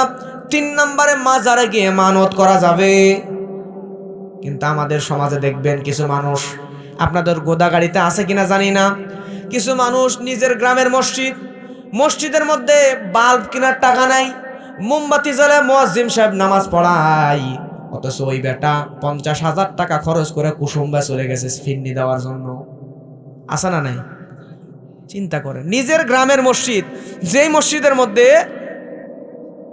বাতি জ্বালায় রাখছে, লাইট কেনার টাকা নাই, কারেন্ট বিল দেওয়ার টাকা নাই, অথচ 50,000 টাকা খরচ করে অন্য অমুক মসজিদে চলে গেছে মানত করার জন্য। বাংলাদেশে এমনও মাজার আছে যেই জায়গা দিনের বেলা মোমবাতি জ্বলে, দিনের বেলা আলো জ্বলে, অথচ রাতের বেলা আপনার গ্রামের মসজিদ আছে, কারেন্ট বিল দেওয়ার অভাবে রাতের বেলা আলো জ্বালাইতে ভয় পায়। কথা বলেন ঠিক কিনা? এখন বলেন, মাজারে যে ব্যক্তি ঘুমায় আছে, শুয়ে আছে, মারা গেছে, আল্লাহর ওলি মারা গেছে, মাজারে শুয়ে আছে, তার কি দিনের বেলা আলোর দরকার আছে? রাতের বেলারও তো দরকার নেই, অথচ মসজিদে আমাদের আলোর দরকার, লাইটের দরকার, ফ্যানের বাতাসের দরকার। কথা বলেন ঠিক কিনা? কিন্তু আমাদের সমাজে এটা হচ্ছে, প্রিয় ভাইয়েরা আমার। তার মানে বোঝা যাচ্ছে আপনার এলাকার মসজিদে আপনি টাকা পয়সা দিচ্ছেন না, সম্পদ দান করতেছেন না, দূরে চলে যাচ্ছেন পীরের দরবারে গরু নিয়া, ছাগল নিয়া। তার মানে আমার আল্লাহ তাআলা চাইতে আপনার পীরের প্রতি আপনার মহব্বত বেশি। কথা কোন ঠিক কিনা? 4 নাম্বার হলো ভাগ্য পরিবর্তনের জন্য আংটি ব্যবহার করা, তাবিজ ব্যবহার করা। এইটা করলেও শিরিক হয়ে যায়, আপনার ঈমান চলে যায়। এই যে আমি হাতের মধ্যে আংটি দিয়ে আসি, প্রিয় ভাইয়েরা আমার, সাদির আংটি ছেলেরা পড়তে পারেন, কিন্তু 2টা আংটি ছেলেদের জন্য হারাম। জোরে বলেন কয়টা? একটা হলো স্বর্ণের আংটি ছেলেদের জন্য হারাম, আর 2 নাম্বার হলো আমাদের জন্য যে কোনো মান্যতের আংটি হারাম। আমাদের সমাজে দেখবেন কিছু যুবকরা হাতের মধ্যে আংটি পরে আছে, বিভিন্ন লেখা, কিছু মুরব্বীরাও পরে থাকে যে আংটি পরলে অমুক অমুক সমস্যা চলে যাবে, প্রেম ভালোবাসায় অমিল, অমুকের সুন্দরী মেয়েকে পেতে চাও, আংটি পরও পেয়ে যাবা, কোটিপতি হয়ে যাবা। কথা বলেন ঠিক কিনা? আমার তো মাথায় ধরে না। আরে বেটা, আংটি পরে যদি কোটিপতি হওয়া যাইতো, তাহলে ওই বেটা আংটির দোকান দিয়ে বসে আছে রাস্তার ধারে, ওই তো কোটিপতি হয়ে যেত। কথা বলেন ঠিক কিনা? তাবিজ গলায় দিয়া যদি অমুকের সুন্দরী মেয়ের বউ বানানো যাইতো, তাহলে আমরা হুজুরের তো 4টা করে সুন্দরী বউ থাকতো। কথা বলেন ঠিক কিনা? আমি হুজুর কি পাগল হয়ে গেছি যে আমি নিজে আপনার সুন্দরী অমুকের মেয়ের সাথে বিয়ে দিব? বলেন, আমি হুজুর তো কোমরে একটা, পায়ে একটা, গলায় একটা, 15-20টা তাবিজ বাঁধা যত সুন্দরী মেয়ে আছে সবগুলো আমরা হুজুর আগে বিয়ে করতাম। কথা বলেন ঠিক কিনা? কিন্তু তো বুঝে আসে না মানুষরা এটা কেন করে। 4 নম্বরে, ভাগ্য পরিবর্তনের জন্য যদি আপনি আংটি ব্যবহার করেন, শিরিক হয়ে যাবে। জাহান্নাম ছাড়া কিন্তু বাঁচা, জাহান্নামে যাওয়া লাগবে, জান্নাতে যেতে পারবেন না। কথা বলেন ঠিক কিনা? এরপরে প্রিয় ভাইয়েরা আমার, 5 নাম্বার, শুভ লক্ষণ কুলক্ষণে বিশ্বাস করা। আমাদের সমাজে কিছু মানুষ আছে, আপনি বাড়ি থেকে বের হয়েছেন, পিছনে স্ত্রী ডাক দিছে, এটা নিয়ে যাও, সাথে সাথে বলে আজকের দিনটাই খারাপ, পিছন থেকে ডাক দিলা। আছে না নাই? হাঁটতে বের হয়েছে, সামনে দিয়ে একটা কালো বিড়াল দৌড় মারছে, এই হয়েছে আজকে অ্যাক্সিডেন্ট করে মরবো আমরা। আছে না নাই? জোরে বলেন, আছে না নাই? হোঁচট খাইছে অথবা হাসি দিছে, ভাত খাইতে খাইতে হেসকি উঠছে, এবার মনে মনে বলতেছে, অথবা সামনেই বলতেছে, আমার অমুক আত্মীয় মনে হয় আমার নাম নিছে। আছে না নাই? আপনি যদি এগুলো শুভ লক্ষণ কুলক্ষণে বিশ্বাস করেন, আপনার ঈমান চলে যাবে। শিরকের গুনাহ নিয়ে কবরে যাওয়া লাগবে, কথা কোন ঠিক কিনা? এরপরে 6 নাম্বার, কোন নবীকে অথবা ওলিকে যদি আপনি জান্নাতের মালিক মনে করেন, আল্লাহ রাব্বুল আলামিন নবী মুহাম্মদ সাল্লাল্লাহু আলাইহি ওয়াসাল্লামকে জান্নাতে নেওয়ার সুপারিশের জন্য অনুমতি দেবেন, জান্নাতের মালিক বানাই নাই। জোরে কোন আল্লাহু আকবার। এখন যদি আপনি কোন নবীকে অথবা ওলিকে যদি জান্নাতের মালিক মনে করেন, এটাও শিরক হয়ে যাবে। জোরে বলেন জান্নাতের মালিক, জোরে বলেন তো কি? আল্লাহ তাআলা জান্নাতের মালিক। আমার প্রিয় ভাইরা, আল্লাহ রাব্বুল আলামিন জান্নাতের মালিক।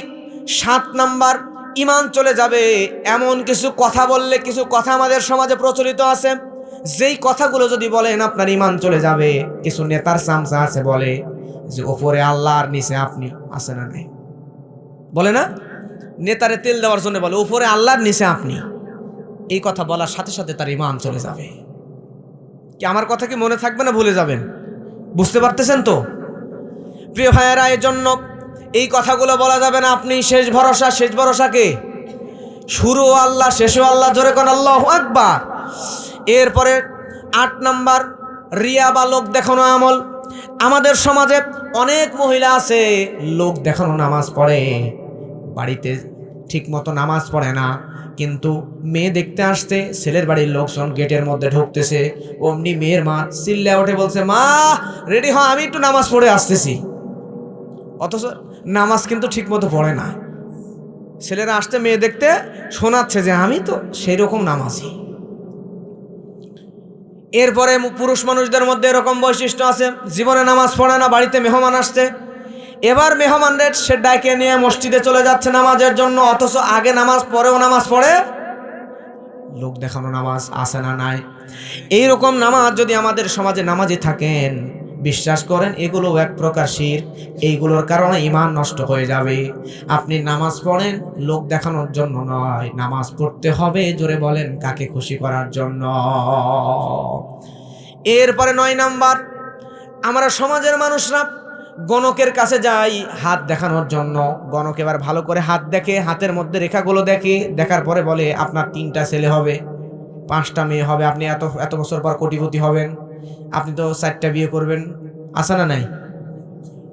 গণকের কাছে যদি আপনি যান, গণকের কাছে গেলেই আপনার ঈমান চলে যাবে, শিরকের গুনাহ নিয়ে জাহান্নামে যাওয়া লাগবে, ঠিক কিনা?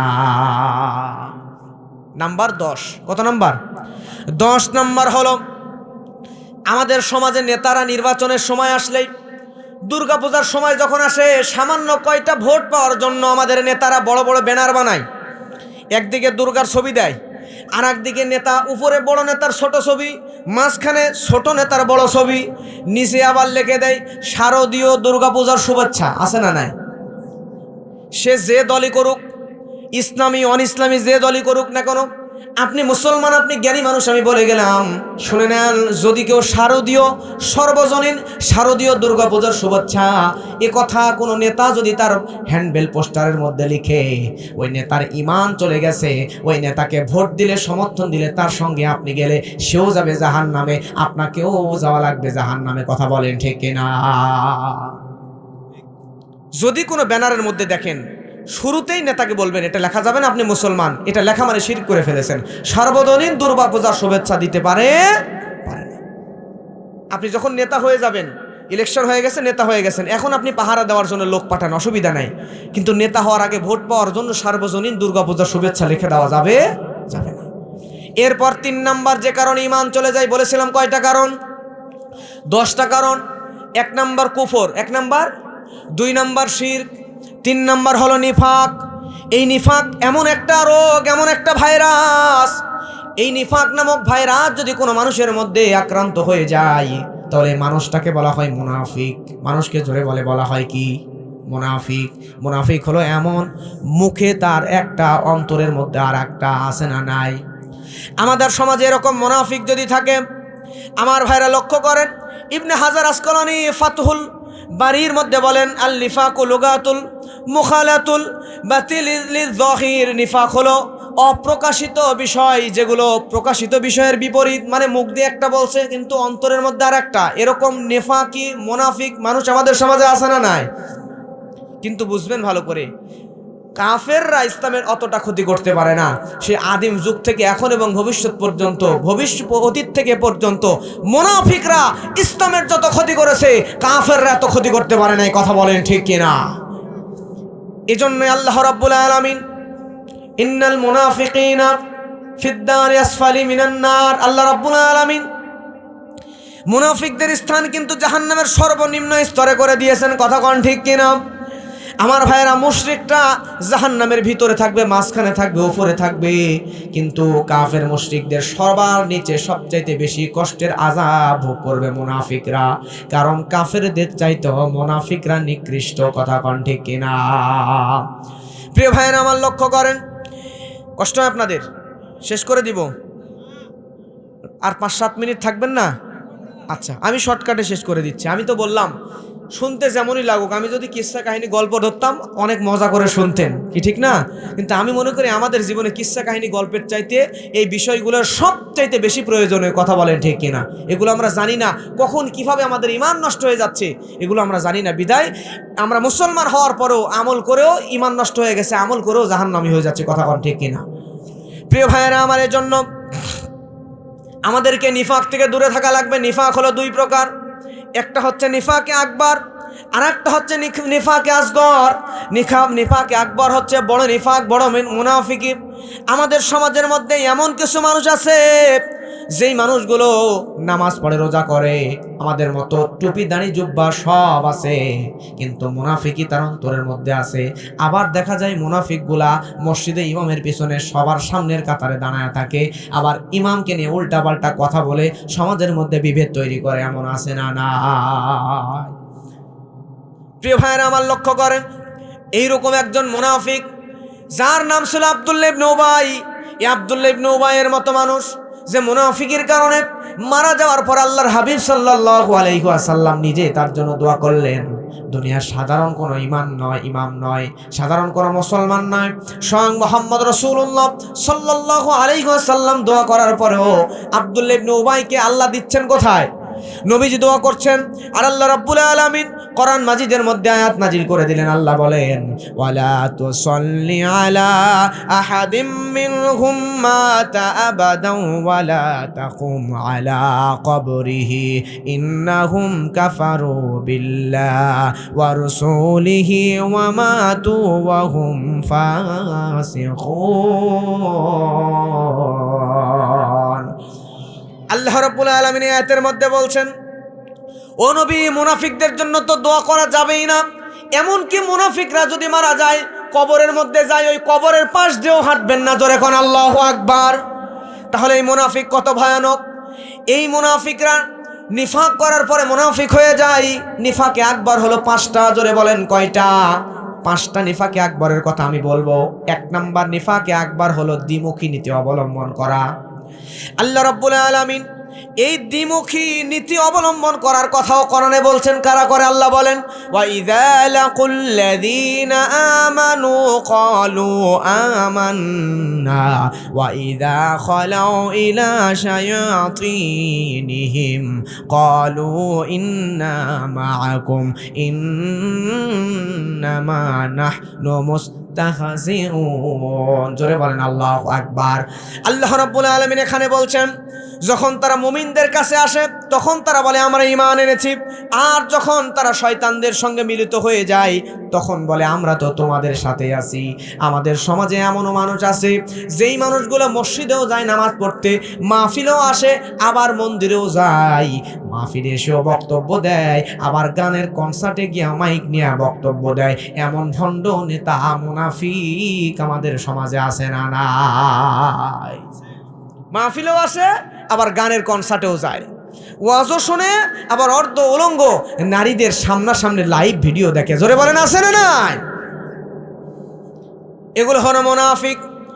প্রিয় ভাইয়েরা আমার, লক্ষ্য করেন, এই সমস্ত মানুষদের থেকে আমাদেরকে দূরে থাকা লাগবে। 2 নাম্বার নিফাকে আকবর হলো আল্লাহ তাআলা কোরআনের মধ্যে যেই বিধানগুলো দিয়েছেন, আল্লাহ রাব্বুল আলামিন কোরআনের মধ্যে বলেন, ইয়া আইয়ুহাল্লাযীনা আমানু ইন্নামাল খামরু ওয়াল মাইসিরু ওয়াল আনসাবু ওয়াল আসলাম রিজসুম মিন আমালিশ শাইতান ফাজতানিবুহু লাআল্লাকুম তুফলিহুন। আল্লাহ রাব্বুল আলামিন বলেন, হে ঈমানদারেরা, তোমরা মদ, জুয়া, মূর্তি, লটারি এই সমস্ত জিনিসকে তোমাদের জন্য আমি আল্লাহ হারাম করে দিলাম। হারাম করে দিয়েছেন কে? আল্লাহ। কিন্তু আমাদের সমাজে এমনও ভণ্ড মানুষ আছে যারা টাকার লোভে মদের লাইসেন্স দিয়ে দেয়, মদকে সমাজের মধ্যে সাধারণ করে দেয়, মানুষগুলো মদ পান করে আর তারা মদের বিরুদ্ধে যায় না। আবার কেউ যদি মদ পান করে, কেউ যদি ওই মদ পানকারীকে বাধা দিতে আসে, তাহলে এটা নিয়ে উল্টাপাল্টা কথা বলে। আবার আল্লাহ রাব্বুল আলামিন মদকে হারাম করলেন, কিন্তু যেই লোকগুলা এই মদের লাইসেন্স দিয়ে দেয়, এই লোকগুলা সমাজের টাটকা মুনাফিক। কথা বলেন ঠিক কিনা? প্রিয় ভাইরা আমার, লক্ষ্য করেন, এরপরে 3 নম্বর নিফাকে আকবার হচ্ছে জিহাদের কথা শুনলেই ভয় পায়, আছে না নাই? জিহাদের কথা শুনলেই, যুদ্ধের কথা শুনলেই মনে করে জঙ্গি। আসলে জিহাদ মানে কি আপনার মানুষ মেরে ফেলা? কথা বলেন। যদি কেউ কলম দিয়ে ইসলামের বিরুদ্ধে কলম দিয়ে যদি কেউ কিছু লেখে, আপনি ইসলামের পক্ষে কলম দিয়ে লিখবেন তার বিরুদ্ধে, এটার নামই হচ্ছে জিহাদ। জোরে বলেন আল্লাহু আকবার। জিহাদ মানে মানুষ মারা নয়। আমাদের সমাজে ভুল ব্যাখ্যা কিছু ভণ্ড মানুষরা ছড়ায় দিছে হুজুরদেরকে আর ইসলামকে কলঙ্কিত করার জন্য। কথা কন ঠিক কিনা? প্রিয় ভাইয়েরা আমার, লক্ষ্য করেন, এরপরে 4 নম্বর, কাফের মুশরিকদের সঙ্গে অন্তরঙ্গ বন্ধুত্ব তৈরি করা। আমাদের সমাজের মানুষ, কিছু মানুষ আছে ক্ষমতায় টিকে রাখার জন্য ভারতকে বন্ধু বানায়, আর ক্ষমতায় যাওয়ার জন্য আমেরিকাকে বন্ধু বানায়, আর মুসলমান দেশগুলোকে শত্রু বানায় মুসলমানদের সামনে উপস্থাপন করে। এমন ভণ্ড আমাদের সমাজে আছে না নাই?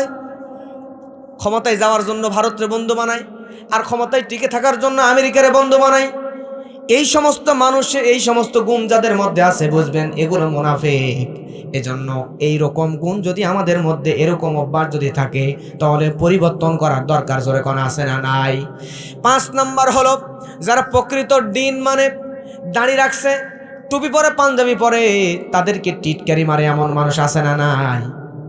দেখবেন দাড়ি রাখছে, এই দাড়িওয়ালা মানুষ দেখলেই বলে জঙ্গি। কি বলে? এরকম আছে না? এই লোকগুলো হচ্ছে মুনাফিক। কথা বলেন ঠিক কিনা? এরপরে নিফাকে আসগর, এটাও 5 প্রকার। কয়টা? 5টা। নিফাকে আসগর করলে ঈমান চলে যাবে না। তবে আপনি গাড়ি অ্যাক্সিডেন্ট করছেন, আস্তে করে ধাক্কা লাগাইছেন, প্রথমে সামনের গ্লাস যাবে, আবার যদি ধাক্কা লাগেন উপরের গ্লাস যাবে, আরো জোরে ধাক্কা লাগলে একবারে আপনি পর্যন্ত এসে মরে যাবেন। কথা বলেন ঠিক কিনা? এখন যদি আপনি নিফাকে আসগর, এই ছোট নিফাক, ছোট মুনাফিকিগুলো করলে ঈমান চলে যাবে না, কিন্তু বারবার করতে থাকলে আপনি একটা সময় নিফাকে আকবার হয়ে আপনি কিন্তু জাহান্নামে যাবেন। কথা বলেন ঠিক কিনা? ঈমান চলে যাবে। 1 নম্বর হলো মিথ্যা বলা। 1 নম্বর কি? 2 নম্বর আপনারা বলেন, আপনারা কিন্তু জানেন, এই যে তারিক ভাই বলে দিছে। 2 নম্বর কি? ওয়াদা ভঙ্গ করা। 3 নম্বর আমানতের খেয়ানত করা। 4 নম্বর গালিগালাজ করা। গালিগালাজ করা মনে হয় মানুষ আমাদের সমাজে নাই, আছে নাকি? আমি একদিন চাপাই মাহফিলে যাচ্ছিলাম, তো এক স্টলে চা খাওয়ার জন্য ঢুকছি। ঢোকার পর দেখতেছি এক মুরব্বী কয়েকজন বসে আছে, কথা বলতেছে, গল্প করতেছে আর গালি দিচ্ছে। কোথায় গালি, মানে ভিতরে থাকার পরিবেশ নাই। আমি চিন্তা করলাম, এই যে ডক্টর ইউনূস রে শান্তির ওপরে নোবেল প্রাইজ দিছিল, এখন যদি বাংলাদেশে যদি গালির ওপরে কারো নোবেল প্রাইজ দিত, তাহলে ওই স্টলের চাষাই পাইতো। পাশ করা মুখ ভাইরে এত গালি দিতে জানে, প্রয়োজন নাই, কিন্তু কথায় গালি দিচ্ছে। আপনাদের এই সগুনা এলাকার মধ্যে নাই, এদিকেও আছে। হায় হায়। এজন্য কথায় গালিগালাজ করবেন না। এরপরে 5 নম্বর কৃপণতা করা।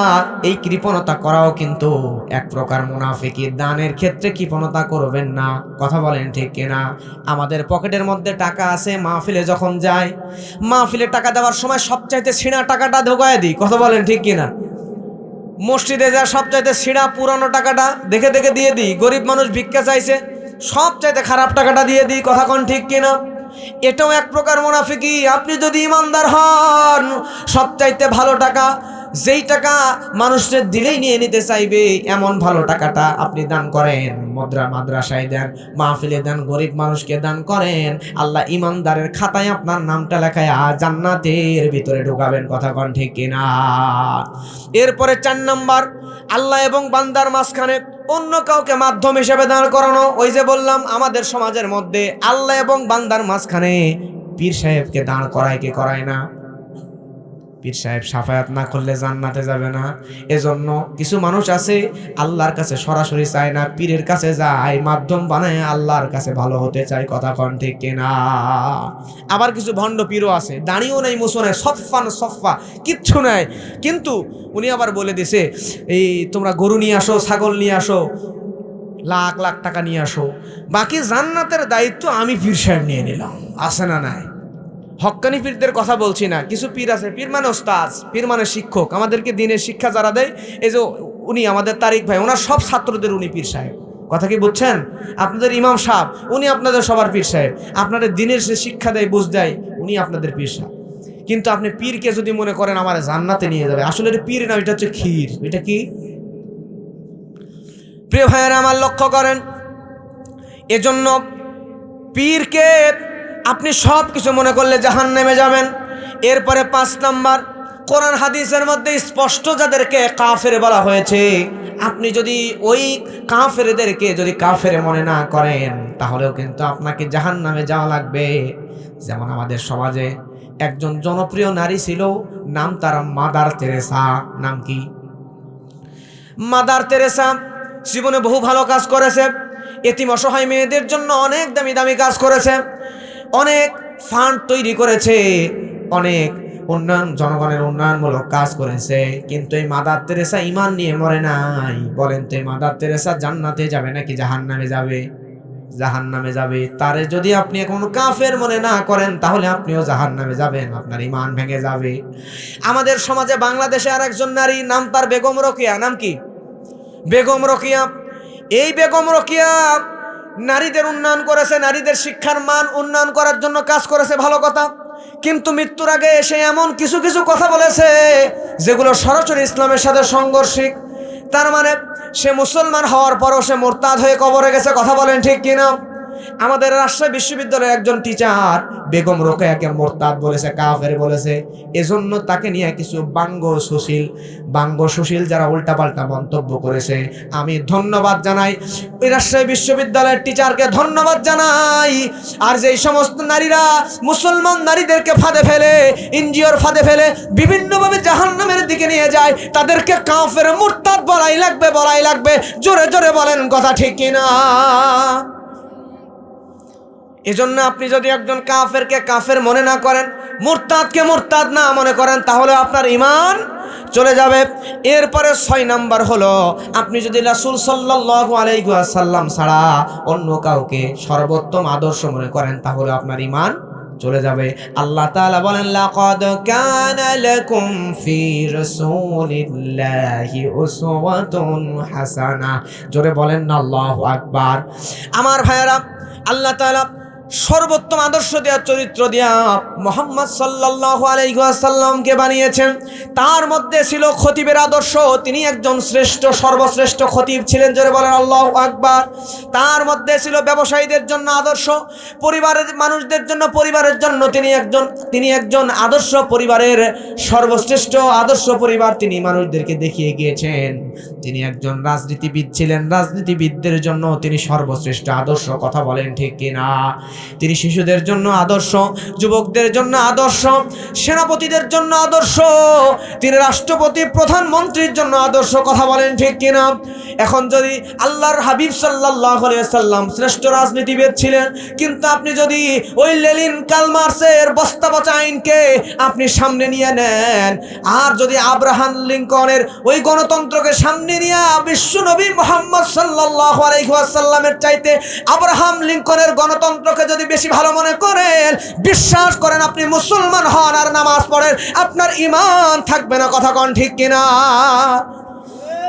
প্রিয় ভাইয়েরা আমার, এজন্য মুহাম্মদ সাল্লাল্লাহু আলাইহি ওয়াসাল্লামকে আপনি সর্বশ্রেষ্ঠ মানুষ শুধু মনে করলেই হবে না, সব জায়গা থেকে তারে সর্বশ্রেষ্ঠ মনে করা লাগবে। প্রধানমন্ত্রী হিসেবেও নবীজি 10টি বছর মদিনা রাষ্ট্র শাসন করেছেন। আল্লাহর হাবিব সাল্লাল্লাহু আলাইহি ওয়াসাল্লামকে যদি কোনো প্রধানমন্ত্রী, কোনো সেনা প্রধান যদি ফলো করে, তাহলে সে সর্বশ্রেষ্ঠ প্রধানমন্ত্রী, সর্বশ্রেষ্ঠ সেনা প্রধান হতে পারে। জোরে কোন সুবহানাল্লাহ। কারণ দেখেন, ঈসা আলাইহিস সালামকে আপনি সর্বশ্রেষ্ঠ সব দিকে মনে করতে পারবেন না। কারণ ঈসা আলাইহিস সালাম কোনোদিন বিয়ে করেন নাই। বিয়ে করেছেন? এখন বিবাহিত মানুষ যারা, তাদের জন্য ঈসা আলাইহিস সালাম সব দিকে মডেল হতে পারবেন না। হযরত মূসা আলাইহিস সালাম তিনি কখনো রাষ্ট্র চালায় নাই। এখন যারা রাষ্ট্রপ্রধান হতে চায়, প্রধানমন্ত্রী, প্রাইম মিনিস্টার হতে চায়, রাষ্ট্রপতি, প্রেসিডেন্ট হতে চায়, তারা মূসা নবীকে সব দিকের আদর্শ বানাতে পারবে না। প্রিয় ভাইরা, আয়েশা রাদিয়াল্লাহু তাআলা আনহা তিনি বলছেন, সাহাবীরা জিজ্ঞেস করেন, আম্মা জান আয়েশা আল্লাহ রাসূল সম্পর্কে বলেন তিনি কেমন? আম্মা জান আয়েশা বললেন, তোমরা কি হেঁটে চলা কোরআন দেখো নাই? তোমরা কি কথা বলা কোরআন দেখো নাই? তোমরা কি প্র্যাকটিক্যাল কোরআন দেখো নাই? তোমরা যদি হেঁটে চলা কোরআন দেখতে চাও, কথা বলা কোরআন দেখতে চাও, তোমরা যদি প্র্যাকটিক্যাল কোরআন দেখতে চাও, তাহলে আল্লাহর হাবিবের দিকে তাকায়া তাকায়া দেখো। জোরে কোন সুবহানাল্লাহ। রাসূল সাল্লাল্লাহু আলাইহি ওয়াসাল্লাম ছিলেন প্র্যাকটিক্যাল কোরআন। তিনি একজন শিশুর জন্য আদর্শ, সেনাপতির জন্য আদর্শ, যুবকের জন্য আদর্শ, প্রধানমন্ত্রীর জন্য আদর্শ, একজন ব্যবসায়ীর জন্য আদর্শ, রাজনীতিবিদের জন্য আদর্শ, সব শ্রেণীর মানুষের জন্য মুহাম্মদ সাল্লাল্লাহু আলাইহি ওয়াসাল্লাম সর্বশ্রেষ্ঠ আদর্শ। চিৎকার দিয়ে জোরে বলেন আল্লাহু আকবার। 7 নাম্বার যে কারণে ঈমান চলে যায়, আল্লাহ এবং তার রাসূলের কোনো বিধান যদি আপনি অপছন্দ করেন। আপনি দাড়ি রাখতে পারেন নাই, এটা আপনার ব্যক্তিগত বিষয়, কিন্তু কেউ দাড়ি রাখছে, এটা যদি আপনি অপছন্দ করেন, তাহলে আপনার ঈমান চলে যাবে। আপনি বিয়ে করবেন না, আমাদের সাথে অনেকে চলাফেরা করে, অনেক জায়গায় শোনা যায় যে আমি বিয়ে করব না, এটা তার ব্যক্তিগত ব্যাপার। কিন্তু সে যদি বলে বিয়ে করা জিনিসটা আমি পছন্দ করি না, তাহলে তার ঈমান চলে যাবে, ঈমান থাকবে না। প্রিয় ভাইয়েরা আমার, এরপরে 8 নাম্বার বলছিলাম কয়টা? 10টা হলো। কয়টা? 8 নাম্বার হলো, ইসলামের কোনো বিধান নিয়ে যদি হাসি ঠাট্টা করেন, তাহলেও আপনার ঈমান চলে যাবে। কেউ দাঁড়িয়ে রাখছে, এটা নিয়ে যদি হাসি ঠাট্টা করেন, কেউ নামাজ পড়তেছে, জীবনে নামাজ পড়ে নাই, এখন আপনাকে নামাজের জন্য ডাকতেছে, হঠাৎ করে নামাজ ধরছে, আপনার নামাজের জন্য ডাকতেছে, এখন আপনি বলছেন 2 দিন আগে বিড়ি খায়, এই আবার নামাজ পড়তে যাচ্ছে। আছে না নেই? আগে যা করছে, এখন নামাজ ধরছে, আপনি তাকে অনুপ্রেরণা দেন সেজন্য আরো নামাজি হয়। কথা বলেন ঠিক কিনা? ইসলামের কোনো বিধান নিয়ে হাসি ঠাট্টা করবেন না। এরপরে 9 নাম্বার, মুসলিমদের বিরুদ্ধে মুসলিমকে সাহায্য করা। আমাদের সমাজের মানুষ আছে, আমাদের মুসলমান দেশগুলোকে আমাদের বন্ধু না বানায়, ওই ভারত, পার্শ্ববর্তী দেশ, হিন্দু দেশ, যারা সারা জীবন সামান্য কিছু সহযোগিতা আমাদের দিয়েছিল, দেওয়ার পরে এখন পর্যন্ত আমাদেরকে শোষণ করে খাচ্ছে, আমাদেরকে মাজা সোজা করে দাঁড়াইতে দিচ্ছে না আমাদের বাংলাদেশটাকে। আজকে আমাদের সমাজে কিছু মানুষ অতীতেও ছিল, এখনো কিছু মানুষ আসতেছে, যে মানুষগুলা ওই ভারতের সঙ্গে বন্ধুত্ব টিকানোর জন্য মুসলমানদের সঙ্গে দুশ্মনী করে। এমন মানুষ আমাদের সমাজের মধ্যে জোরে কোন আছে না নাই? সমাজের মানুষদেরকে বোঝান, আপনি মুসলিম হিসাবে সর্বপ্রথম অমুসলিমের সঙ্গে বিরোধিতা করবেন, এটা বলছি না, বুঝবেন ভালো করে। আপনি মুসলিম হিসাবে সর্বপ্রথম মুসলিমদেরকে সহযোগিতা করবেন, এরপরে অমুসলিমদেরকে সহযোগিতা করেন, অসুবিধা নাই। কিন্তু অমুসলিমদের সহযোগিতা করতে গিয়া মুসলমানদেরকে কষ্ট দিবেন, আপনার ঈমান চলে যাবে, আপনার জাহান্নামে যাওয়া লাগবে। কথা কন ঠিক কিনা? এরপরে নাম্বার 10, তারপরে দোয়া করে দেব। কত নাম্বার? অনেকের ঘুম লাগতেছে, তারপরও দেখেন, আমি আগেই বলেছি, আরে এলাকার মানুষগুলো কোরআনকে অনেক ভালোবাসে। এভাবে কিস্সা কাহিনী না বলে এই 1-1.5-2 ঘন্টা এভাবে যে মানুষ ঘন্টার পর ঘন্টা কুয়াশা বৃষ্টির মতো পড়তেছে, তারপরও একটা মানুষও উঠে যান নাই, এইটাই হচ্ছে কোরআনের মুজিজা। কথা বলেন ঠিক কিনা? আপনারা যে কোরআনকে ভালোবাসেন, এই গোদাগাড়ির মাটি হচ্ছে কোরআন প্রেমিকদের ঘাঁটি। কথা বলেন ঠিক কিনা?